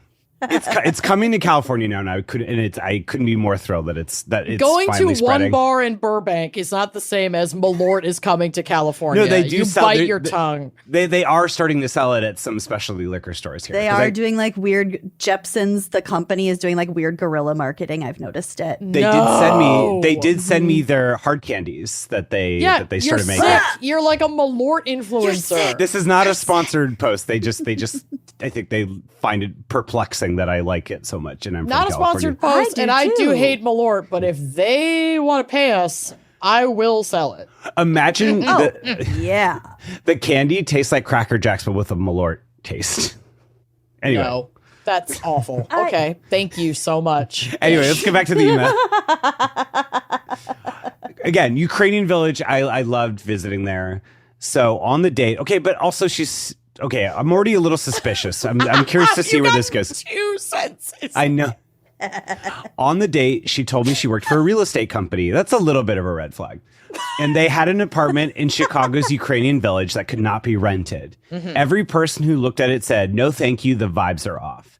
They decided to do some research and realized that it belonged to a woman who had killed multiple husbands in the 1920s. Well, I'll rent it. actually, that might not be a red flag anymore. That's back into green flag. We support women's rights and wrongs. You know what I mean? Yes. Well, when they couldn't get a divorce. Right. What are you Exactly. going to do? She told me this information with the air of telling me something I would know nothing about. Please. Wow. I love that sentence. Just Oh my God. love the Hold poetry my of it. beer. Yeah, Yeah. exactly. I instantly said, Tilly Klimek, the high priestess of the Bluebeard clique. You have Tilly Klimek's apartment? All caps. I know that bitch. We've covered her, I think. Yeah, totally. Love Bluebeard is one of my favorite fairy tales. Margaret Atwood wrote her own version of Bluebeard. Her own version of the Bluebeard fairy tale. I'm obsessed with it. Really? Yeah, it was in I took a short stories class in college, fairy tales class in college, and we covered that. Like we covered Very cool. postmodern ones, but this is amazing. Her jaw dropped. Yes, I absolutely knew the obscure serial killer from over 100 years ago that she was talking about. And I have the keys. You want to go make out in there? Yeah. Yes. Escalate in an amazing way. So this girl definitely came home with me. Yes, Thank cheers. you. Hell yeah. I just cheersed water. It's bad luck. So this girl definitely came home with me. Shenanigans occurred. It was Yes. shenanigans. Yes. Shenanigans. Shenanigans. It was great. I go up to grab us some water because I'm a wonderful host, and I hear her shout from my bedroom, "Wait, this is a signed wine and crime poster on your wall?" Shut up. What the fuck? Is with all They're the- also a Wine and Crime fan. This is I've When never are you felt getting so married? And famous. can I officiate it? Yes, exactly. That was my next question. It was at that moment I said, "Yep, I'm going to keep this one," and I think she felt the same way. So thank you, gals, for sealing the deal. Fast forward 5 dates later, this woman snuck around her office and got her hands on the keys to Tilly Klimak's haunted apartment. Yes. And we spent 2 hours ghost hunting in there. The vibes were off, and we got lots of terrifying photos with white wisps and orbs. Cool. Are they Whips married? fine too. They're married? No, I don't know. I wish they were. I know. Sorry, I got really excited. I thought that was going to be the last line, but Sometimes it is, and we're expecting our third child. Oh my Yeah. God, I love that. Congratulations, though. How That fun. is That's Wow. a meet cute. amazing. That is the cutest meet cute. I'm obsessed. Cute. I would go you home fuck with in them, a too. haunted place? Yes. Absolutely, I would. Not if there was tree bark nearby. Sure. No tree. Avoid the bark. With my bark? Yeah, of course you have to, right? That's the whole have point. to. You're like, You have like to. That's yeah. the whole point. That's the whole point. I mean, You literally in have college, there was this kind of like abandoned former part of the school, like kind of off campus a little bit that was like separate. And so my group of friends found ways in. Yeah. And so we would get into all types of shenanigans, including doing a Ouija board and other stuff. Ooh, cool. Yeah. It was super fun. It felt like very like, ooh, like we're, you know what I mean? Because I grew up, or because I went to school, you know, on the West Coast, and it just feels like there's not as much haunted stuff, but the vibes were definitely off. Maybe not as off as this. I don't think there was murder, but You can tragedy. you can rent the Velisca Axe house and stay there overnight. You Keep can it to yourself. totally Full of fuck at the Velisca fucking Axe there. house. Yeah. Yeah. I Yeah, mean, but like that a might bunch of little be, kids died. it might be in poor taste, but you could do it. yeah. It would be could legal to definitely do. It would be morally a little off, but yeah, go. I mean, I stayed What at is one it? of the most haunted hotels in Chicago, and I didn't think to bring a date with me when I was there. yeah, that was messed up. Which one? It's the one that's by the Bean. It was their like version of like the Biltmore kind of, where like a woman like threw her children off. It was like a Run the World's Fair. Again, another time where like bad vibes were all around. Totally. Yeah. But I stayed because my thing was that like if I'm going to go to a haunted place, I want to know it's haunted. And if I'm there put me and in I the find, most haunted room. yeah, but at this point, I didn't know I was staying in at the time, and then I told everyone you I want to was, know in advance. yeah, so I can prepare Okay. for it. And Yeah. so halfway through my trip, I would tell people, "Oh, I'm staying there," and they're like, "Oh, fuck!" Like that's not the response you want to get when you're staying. Yeah, maybe not. So I waited get- till I got home to check. But I did have an experience because that hotel says the names of the floors out loud. And so one night I had an early thing at the museum. So I was like, I'm just going to order whatever Uber Eats. So I go down and I like hear my floor and I like get off and I'm like trying to get into the hotel room, not working. I look up and I'm on the 9th floor instead of the 7th floor I was supposed to stay. What the fuck? And then It read you the wrong floor. yeah, like I Or- heard the floor that I was Took you supposed to the get wrong off. floor. And then when I got home and read about the hotel, the murder on that wing happened on the 9th floor. Shut Yeah. up. I may be getting some of the details wrong, but it was one of those things where I looked afterwards and like threw my phone across the room. No. Yeah. That was like not the most haunted thing I've experienced, but it was one of those things where I was just like, huh, that's weird. Why did I get off on the wrong floor? Like I can hear the, you know, first floor, second floor. Like it was that. And I totally, What the fuck? yeah. No. Yeah. We're done with that. Hate that. Corey and I stayed at the Stanley Hotel in Estes Park, Ooh, yeah. and we stayed in the 217, the Stanley, the Stephen King room. Yeah. And I had gone and interviewed like one of the like the ghost tour guide. He like worked there. And I interviewed him for a Spooky Little Bitch episode, and he was telling me about like all these different ghosts and how one of them hangs out in the lobby, like on the big main staircase where Lloyd Christmas grabbed his girlfriend's ankles and tripped in Dumb and Dumber on that It's staircase. really funny. Yes. Yeah. There's a ghost on that staircase who likes to trip people, not to make them fall down the stairs, but just to like trip them up, like to fall like They the have last a step. ghost Lloyd Christmas lingering at the Stanley Hotel. Kind to, of, yeah. To rattle you a little bit, you know, Yuck. shake you out of your. It was just You know? to like fuck with people. It was Yeah. like a little. He never hurt anyone. So afterwards, after we left the hotel and checked out, I was doing the checkout process. Corey was sitting on the couch behind me. We left the hotel. I'm telling him about the interview that I had with the ghost tour guy the night before. And I told him about the ghost who trips people on the stairs.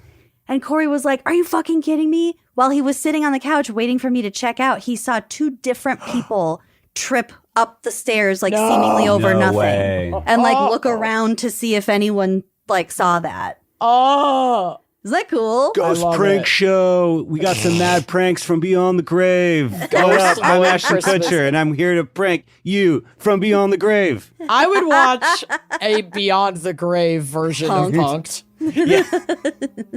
Yeah. All Ashton Kutcher has to do is commit to dying and then Yeah. coming back and hosting it from Beyond the Grave, and I'd watch. All the celebrities are dead celebrities too that get to prank people. It's like Abraham Lincoln pranking. You know, like we're going to invite. Why can't I remember his name right now? The guy who killed Abraham Lincoln. Why John can't I remember? Wilkes Booth. John Wilkes Booth. I was John like, Wilkes Booth. he invites John William Wilkes H. Booth to Macy. see a movie. Yeah, William H. Macy. Abraham Lincoln invites John Wilkes Booth to a theater, like a premiere of like a documentary about him, and then he gets pranked. Like, and then they become really good friends because they start pranking living people together, and it like heals the nation or whatever. Yeah. Amelia Turns into a buddy Earhart comedy. pranks a bunch of coconut crabs. I was just gonna say, and all the crabs who ate her are also pranking. That's the second time this week that's come up. Really? I hate it. Yeah. I think about it a lot. The crabs that ate Amelia Earhart. Well, because the coconut crabs are huge. They're those fucking huge. They're so amazing, and they're gentle. They're at, like, or I mean, I guess under duress, maybe they eat meat, but like normally they don't eat people. That's great. That's good to know. I'm feeling very assured. Thank you, Stephen. As I did my pincher motions, they don't eat meat. They don't sometimes. eat people. Well, maybe under duress. We've all been driven to mysterious circumstances. All right, catty behavior. Can only push a crab so far. So stupid. So one thing all my friends and family can agree on is that I'm very protective. And last year, I chose a rather disgusting way of executing my protection. Sorry, I just had to sit with that for a second. I don't like this. Yeah, I'm scared. For background, my best friend has an irresponsible, manipulative, sack of shit baby daddy. All right, well, we're back on. Okay. Okay. On this occasion, we found out that he had gotten a hotel room in our hometown for himself and a morally questionable woman. I don't know if we shouldn't judge anyone else. Just trying to make a living, you know what I mean? Moral plane. We support sex workers in this house. We support morally questionable women in this house. That's true. You know what? You're right. Total sluts in this house. Yes. I don't care if you're getting paid or not. He though, we can judge him though. Yeah. I decided that revenge is at best served petty and repulsive. God, make that a bumper sticker.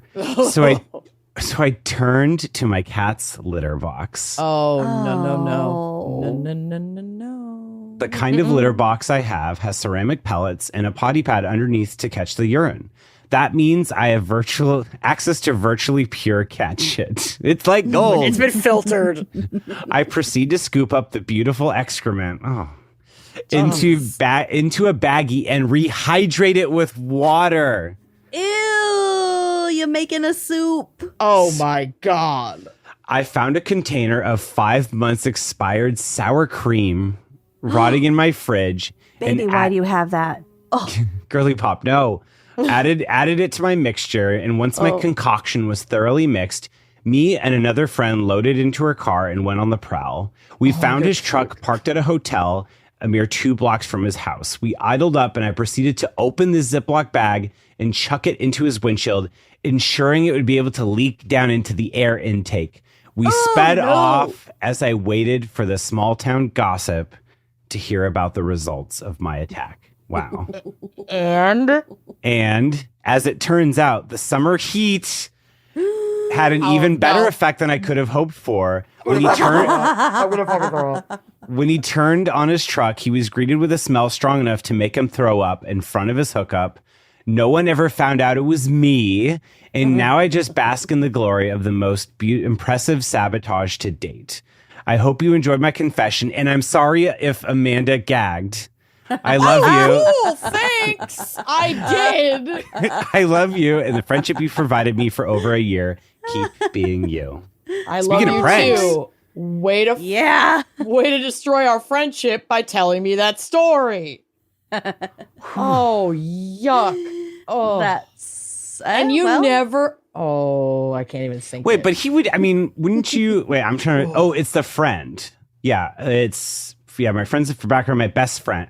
I mean, that's always they're not the writer is not directly connected to the individual. Well, and maybe it shows what a sack of shit that guy is, because if that's that best friend's ex-partner, and he can't figure out who you are. Yeah. Shows that he wasn't even paying attention to her life. You know what I mean? It's obviously the rotting sour cream. Bad, right? Bad. But like cat piss, you're never getting that smell out. It's done. It wasn't your car. It was just poop. It was rehydrated cat piss. Rehydrated with sour cream. Right? Yeah. I didn't get pee out of that. Well, I mean, I'm sure there's just soaked in the poop. Yeah, they have the pellets that like don't soak up piss. They have a mat underneath that catches the piss. It's like a bag. Like just a... And so they like collected, and then the rehydrated pad, it and included it with the sour cream. It's all bad. Just burn your car to the ground. It's done. It's done. Your car is done forever. Hot car. Oh, no. Okay, let's move on. Yeah, Wait, yeah. Was that the last one? Thank That is God. the last one, yeah. Well, last one for our main feed listeners, but if you are an Uncorked subscriber, you get a bonus confession and you get this in all of our episodes ad-free. So, Uncorked people, enjoy this next bonus confession and corked people, go get uncorked at wineandgrindpodcast.com. You're too corked out here. You're too corked. Corked and corked. You need to release. Oh, no. Too corked, too furious. Yeah. Too corked, Tokyo Drift. Anyway, you did a great job, Stephen. That Thank was you. a wonderful reading of the confessions. That was wild. those were great. And Andrea did a great job selecting them. Yes. Thank you, Andrea. All right, let's take one more quick break to hear a word from our sponsors and then come back for Lucy's Core in her corner. Ooh. Can't wait. Sure that your teeth are like, I don't know, important. They really are. And it is important to take care of them, but it's actually really hard to take care of them at night because you could be doing things that you don't really realize you're doing. There's a lot of people who struggle with night clenching and grinding while they're sleeping. It's me. Yeah, and you can't be on top of that when you're getting your Z's.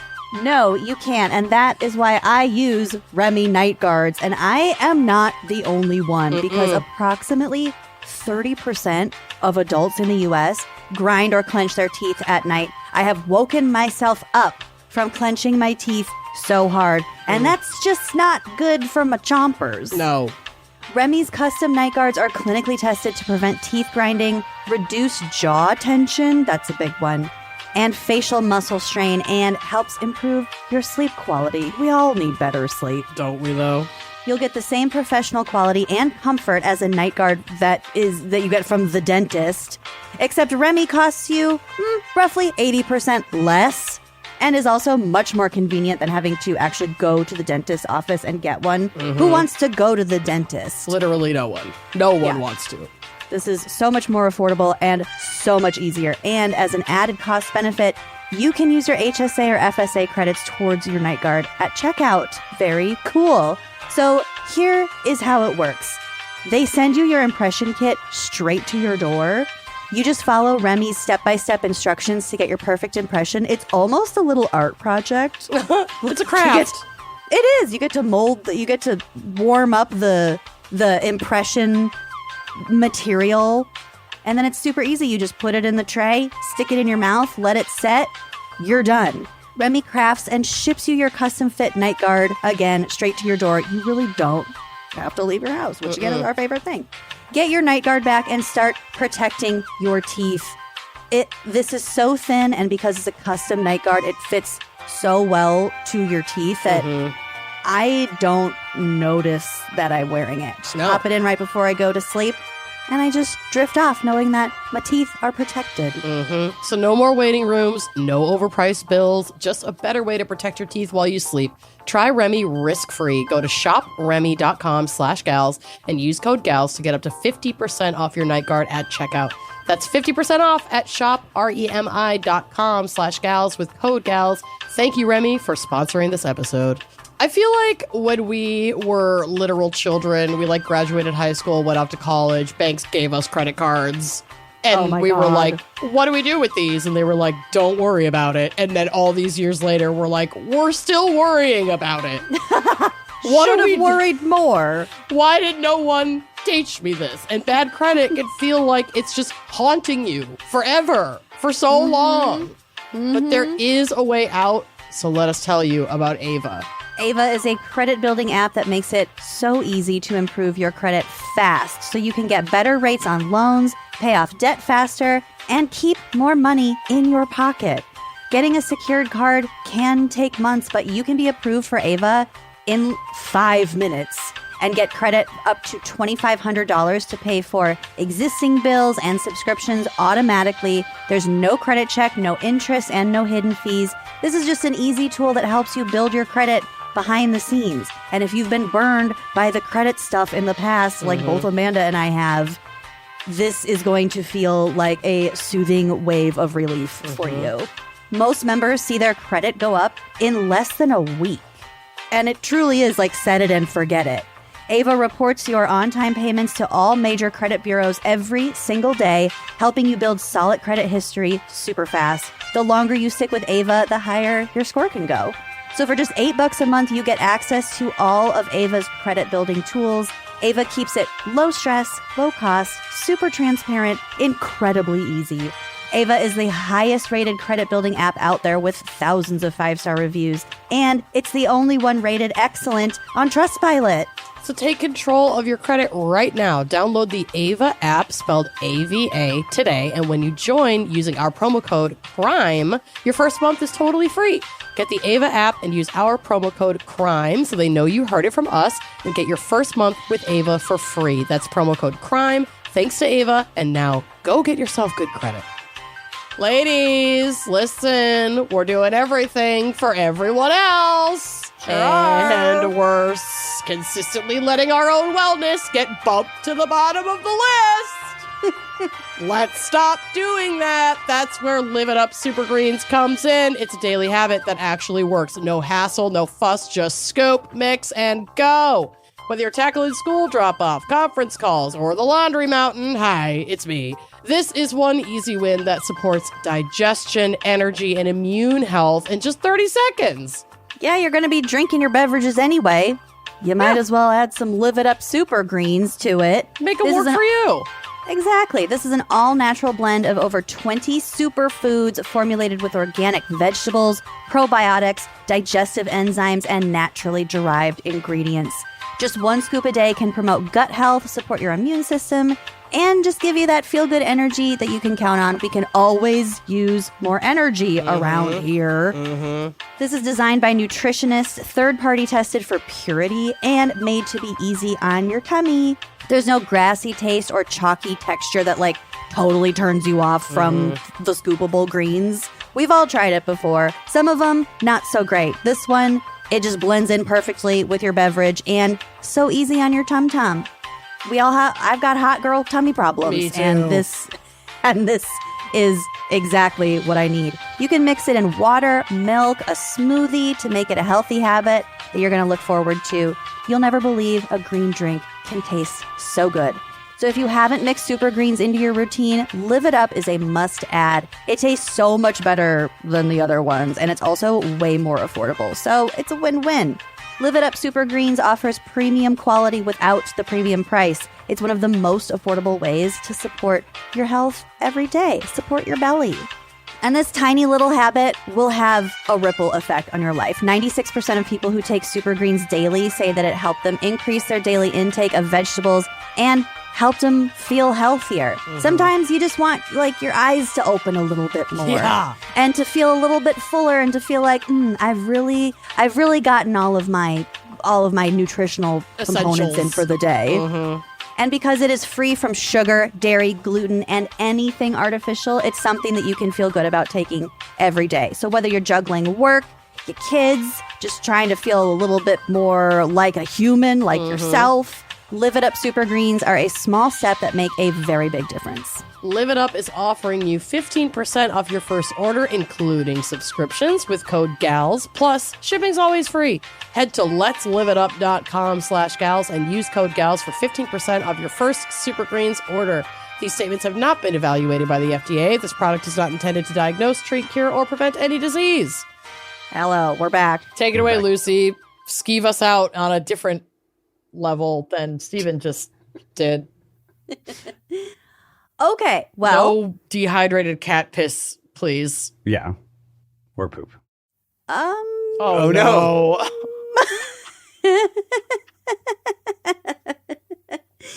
I have a story for us. Okay. God, I forgot. Oh, my Latin friend Ben sent me a link. to this story.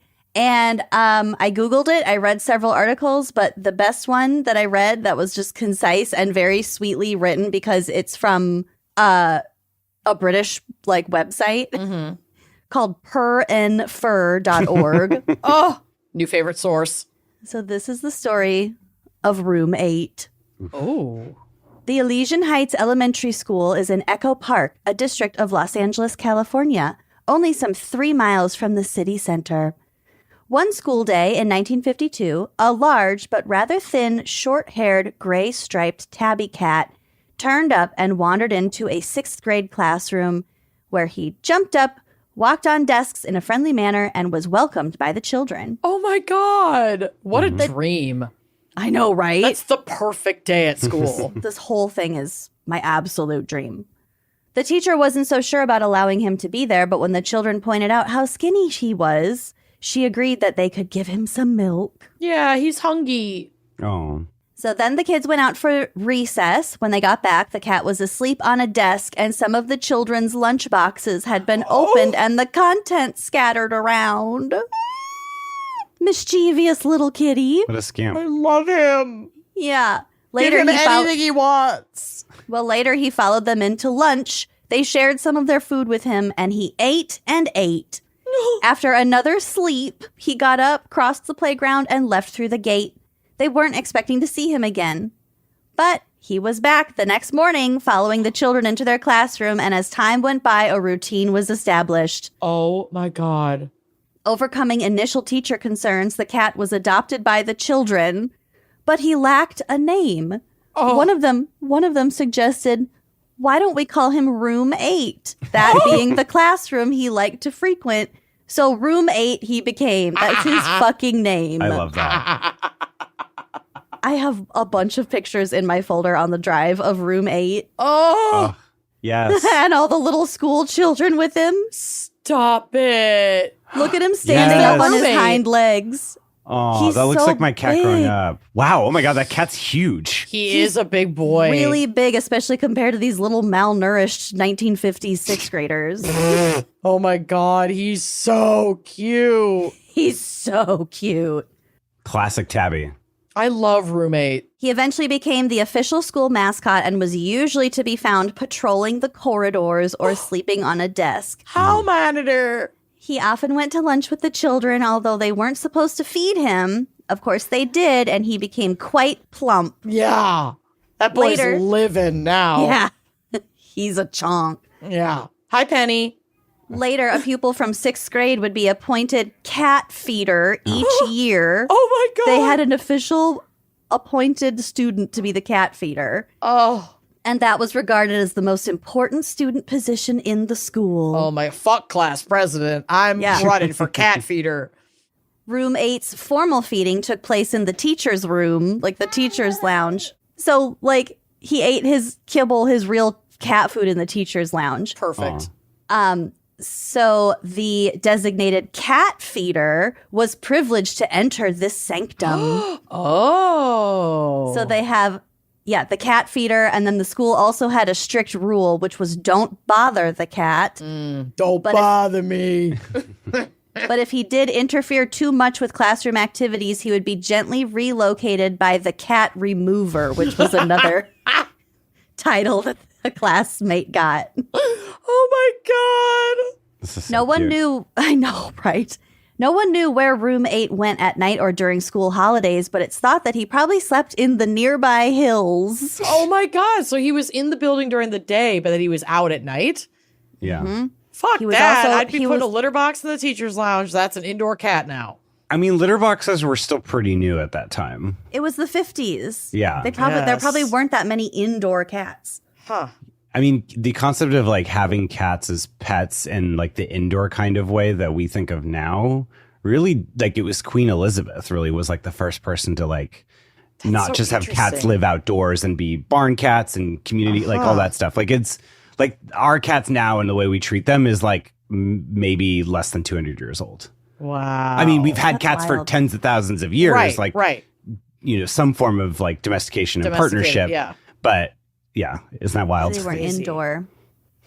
The head teacher at the time, who was a great friend and supporter of the cat, and later co-authored a book about him. Wow.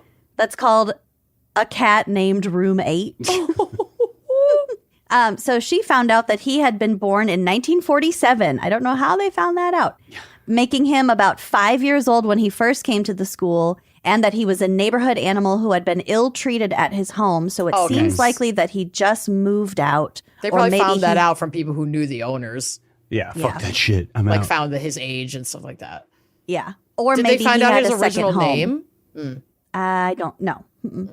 But the remarkable thing was that every September he would be back right on schedule for the start of the new school year. He'd go away all summer when the school was empty. Yeah, he was on vacation. Yeah, there's no food there. Summer vacation. To traveling. the pupils, exactly. To the pupils, he was just a normal part of school life, but as time went by, the local news media picked up his story.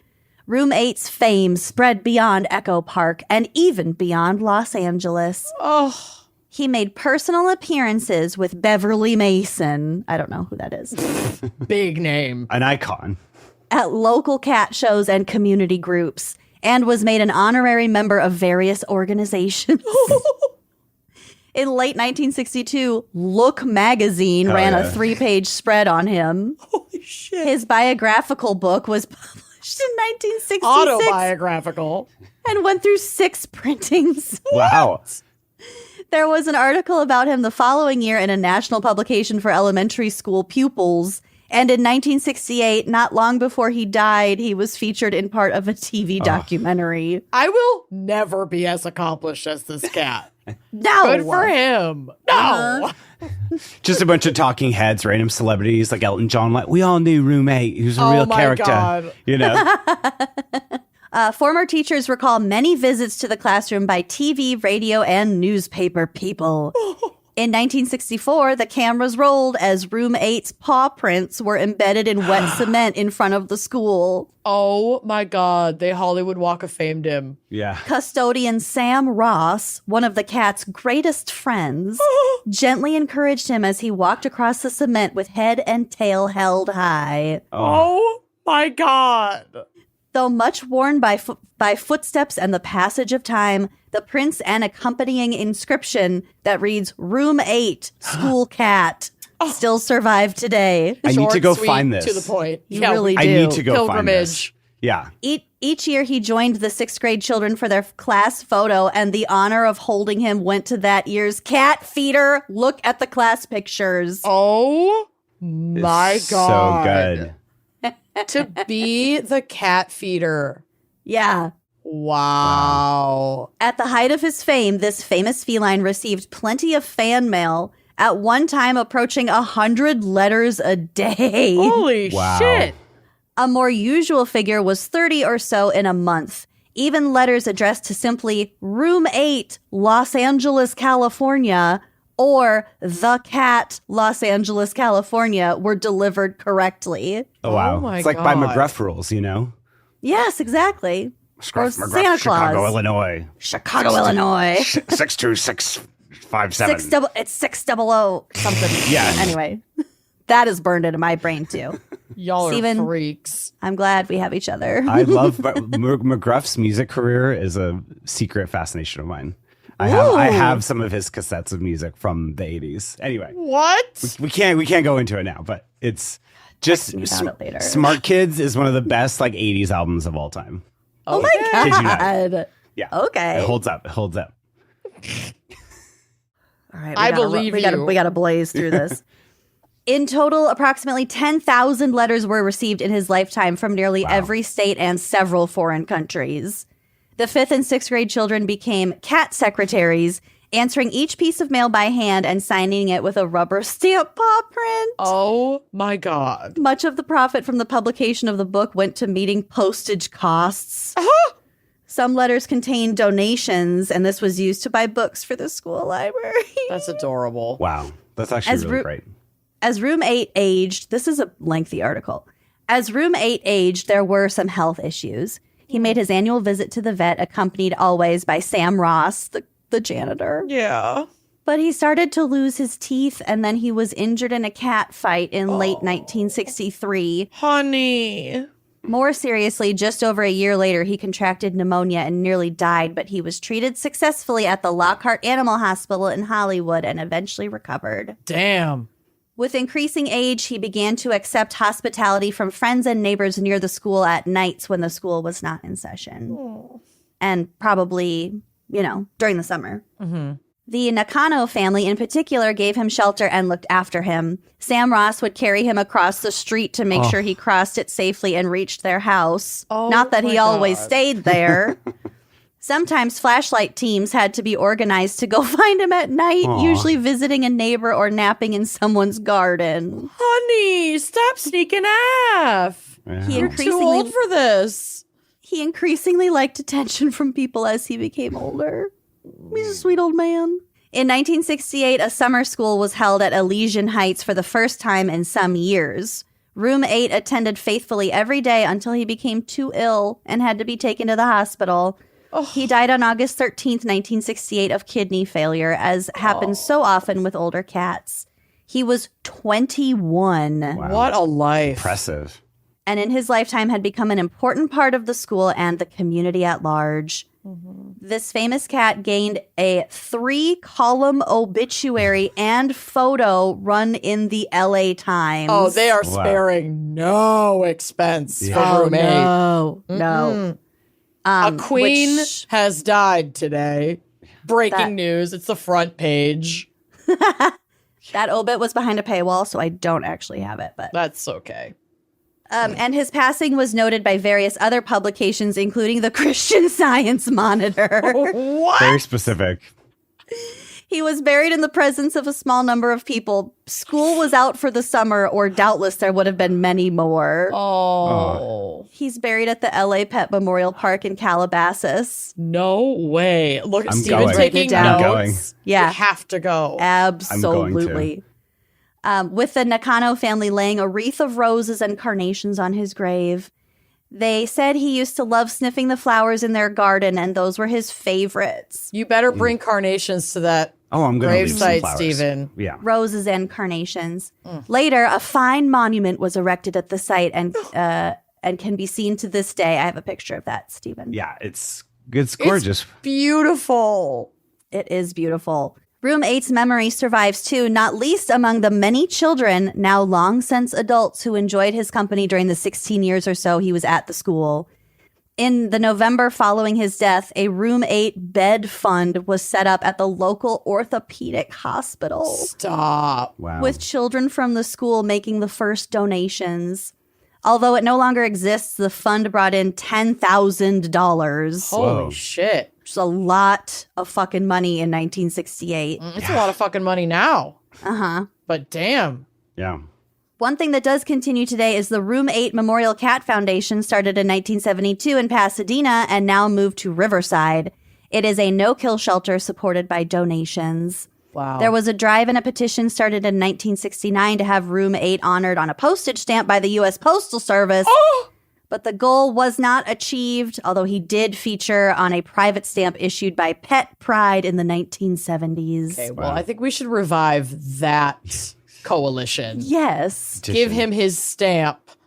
A former pupil of Elysian Heights who attended the school in the 1970s after Room 8's time says that a lot of fan mail for the cat was still being received then. Wow. The children themselves replied to many of those letters, and she remarked, quote, "If you attended Elysian Heights for any length of time, you learned how to write a letter." Yeah. Wow.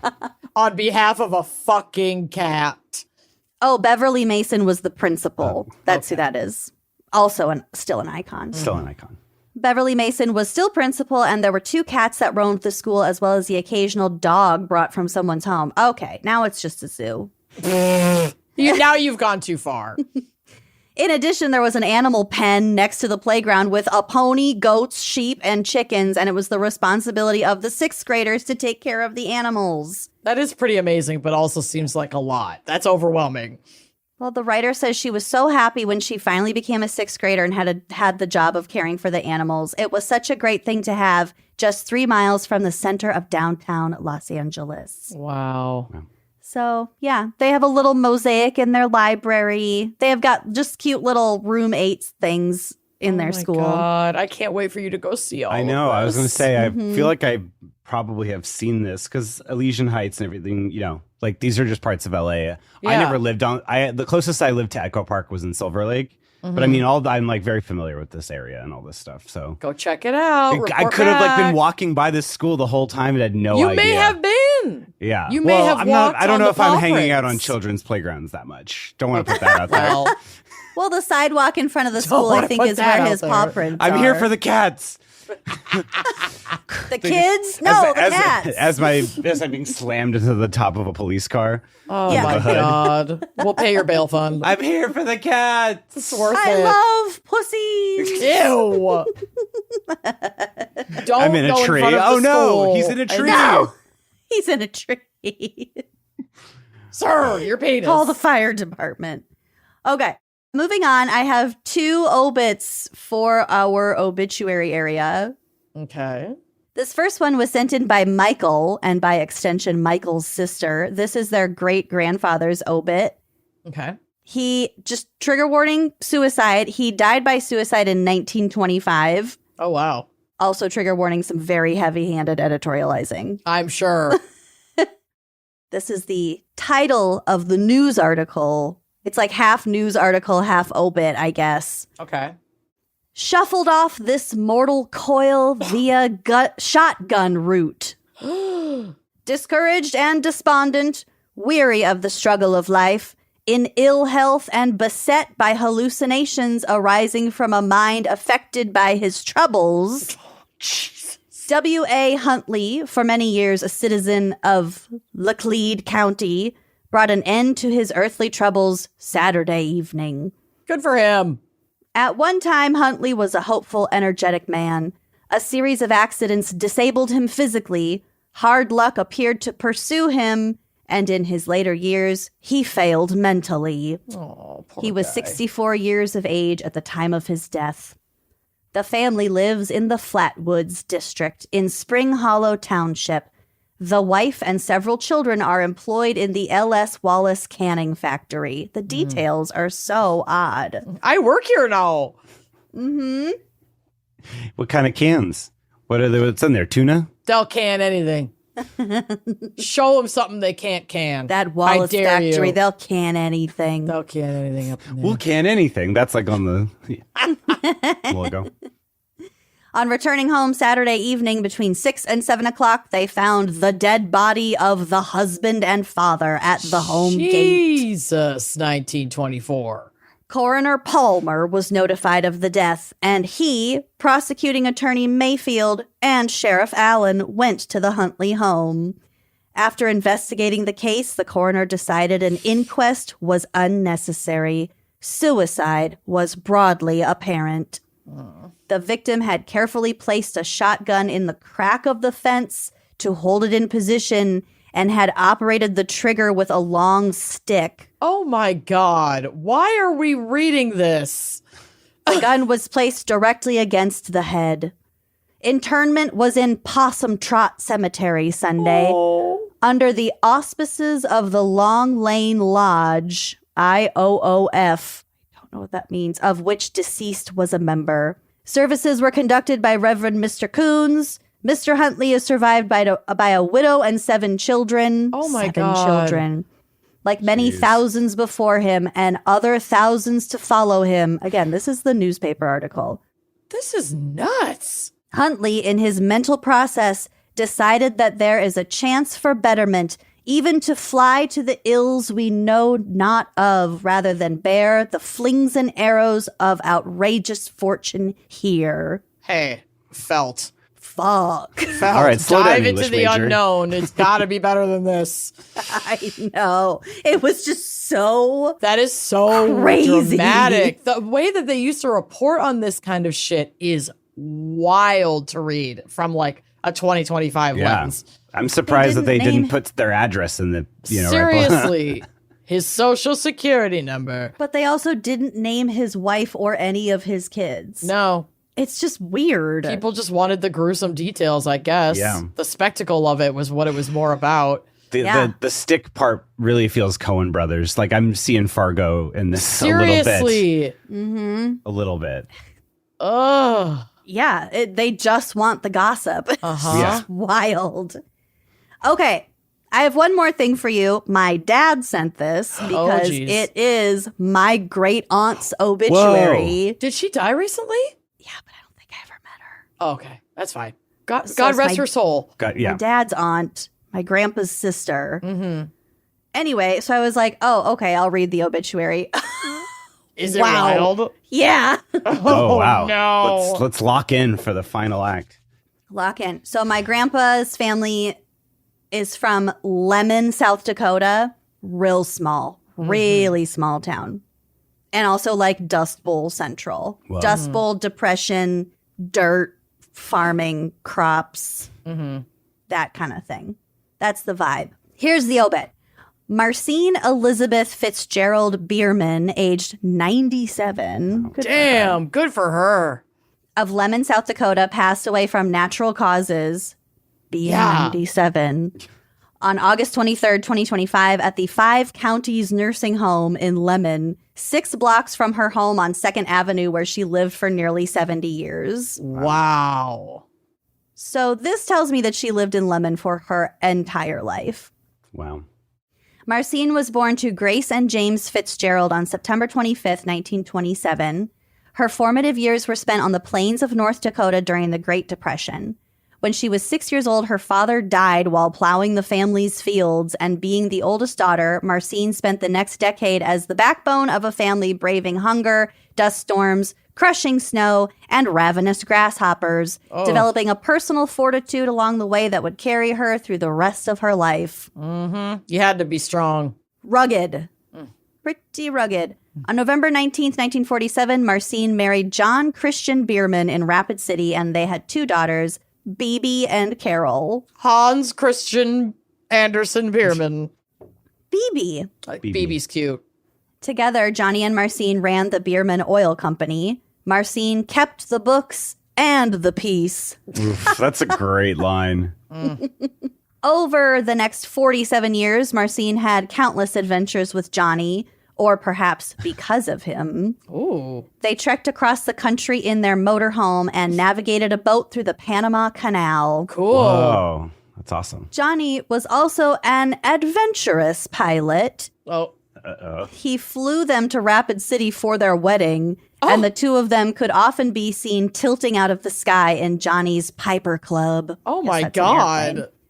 After one visit from Johnny and Marcine in the middle of winter, friends watched in horror as Marcine pushed their snowbound plane out of quickly melting hardpack, then clung to the wing as the plane lifted into the sky. What? Right. Johnny pulled her into the cockpit by the collar of her sheepskin coat, simultaneously and narrowly piloting the plane over a stand of trees. Tom Cruise over here. Seriously. Mission these two Impossible. Are Holy shit. literally Mission Impossible couple. I know, there's more. What the fuck?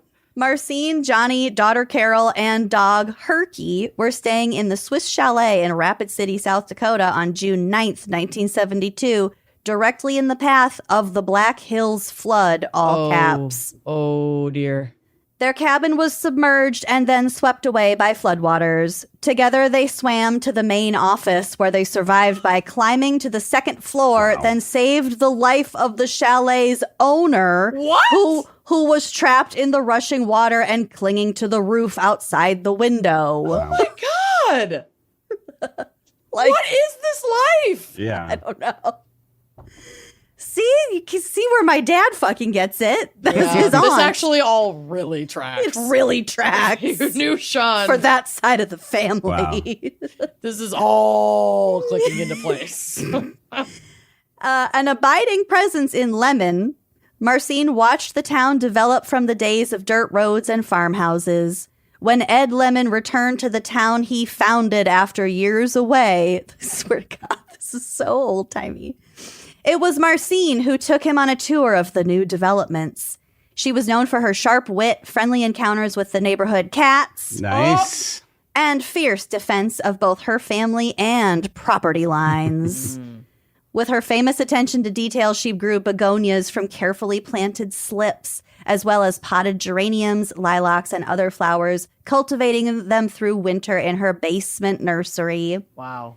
Marcine's adventurous spirit survived Johnny's hijinks, and she never let her age keep her from a good time or a new experience. In her later years, with willing accomplices in her daughter Carol, son-in-law Jean, and granddaughter Jessie, she flew on parachute planes, rode on zip lines, and rafted the white waters of the Gallatin River. Wow. Dedicated to her faith and the church, Marcine was an active member of the Altar Society and of the Catholic Daughters. She was also a stalwart advocate for women at CAVA, which is Communities Against Violence and Abuse. Marcine's strength and courage were matched only by the tenderness of her heart. You could always count on Marcine, and she cared for her daughters, grandchildren, and great-grandchildren with reliable devotion. Yeah, she was a jump great on mom. the wing of a plane for you, apparently. Save you from a flood. They were just taking off. That was just a Friday night. In the snow? The fuck? Yeah. Jeez. She had to give it a little push, climb on the wing. That's fucking nuts. She was a great mom, easy to be around, quick to share her contagious laugh. She will be remembered by everyone who loved her with fondness and admiration. Wow. What a gal. Yep. And yeah, her brother was my grandpa Al. Wow. Oh. Wow. What a legend. What a fucking What a legend. legend. Icon. Marcine. Yeah. Marcine Fitz. Respect. Yeah. I wish All we right. never knew ye. I feel like we do. We do now. Yeah. Well, that's it for this month's episode of GAC. Holy shit. Stephen Ray Morris, thank you so much for joining Oh my us. God, that was a real. We went on a you- real journey together today. We really Are did. such an angel. There it is. One more round of applause Yep. for such an exquisite performance today. Well, when does your back to school thing come out? All the science stuff. Yes, and and tell everyone where they can find you and all the amazing things you're working on. Thank you. Thank you so much for having me back. It always is just a real. We always go on a real adventure whenever I come on the show. It's We so have much fun. Yeah, it's so much fun. But yeah, See Jurassic Right is the podcast. Just look for that. The Back to School series is starting in the middle of September, so I feel like by the time this comes out, it'll already be starting. But just look for See Jurassic Right. Again, that's the big theme of the next couple of months. But also, I've been covering the new Alien TV show because It's so good. it's just, Alien to me is like the cynical version of the Jurassic franchise. It's like, what Hell if yeah. capitalism is all bad and there's no good, basically? So, and instead of dinosaurs as creatures, it's a monster. Creatures as creatures. Yeah, creatures as creatures. But so check that out, See Jurassic Right. I also do a step-by-step rewatch podcast with two of the former stars, Stacey Keenan and Christine Lakin. Day by day. It's so much fun. Fucking TV themes used to go so Yeah, hard. no, Yeah. it's embedded in my brain, and it's such a great show because even if you didn't grow up watching the show, even if you don't even interested in watching the show, it's two wonderful women who like have lived through it all, lived in LA. If you just are interested in like what LA was like in the 90s, what life was like then, growing up on TV, like any of that stuff, they have just, both turned into two of the most wonderful people I know, and like getting to hear them tell stories every week is really awesome. So It's very nostalgic. Yes, 90s yes. nostalgic. yes, Keenan and Lakin give you deja vu. It's a great title.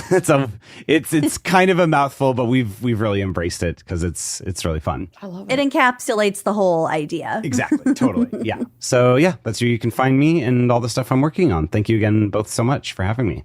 We love Beautiful. you. Come We back love you, Steven. anytime, Love you guys. over and over. Oh my God, happy to come back and hear the most insane shit from your listeners, especially. Don't Oh my tempt God. us with a good time. Anytime. All right. And thank you guys for listening, and we'll see you next month. Bye-bye. Bye. Thanks for listening to Gossip at the Corpse Cart, presented by Wine and Crime. Our cover art is by Danielle Sylvan. Music by Phil Young and Corey Wendell. Editing by Jonathan Camp. Our production manager is Andrea Gardner.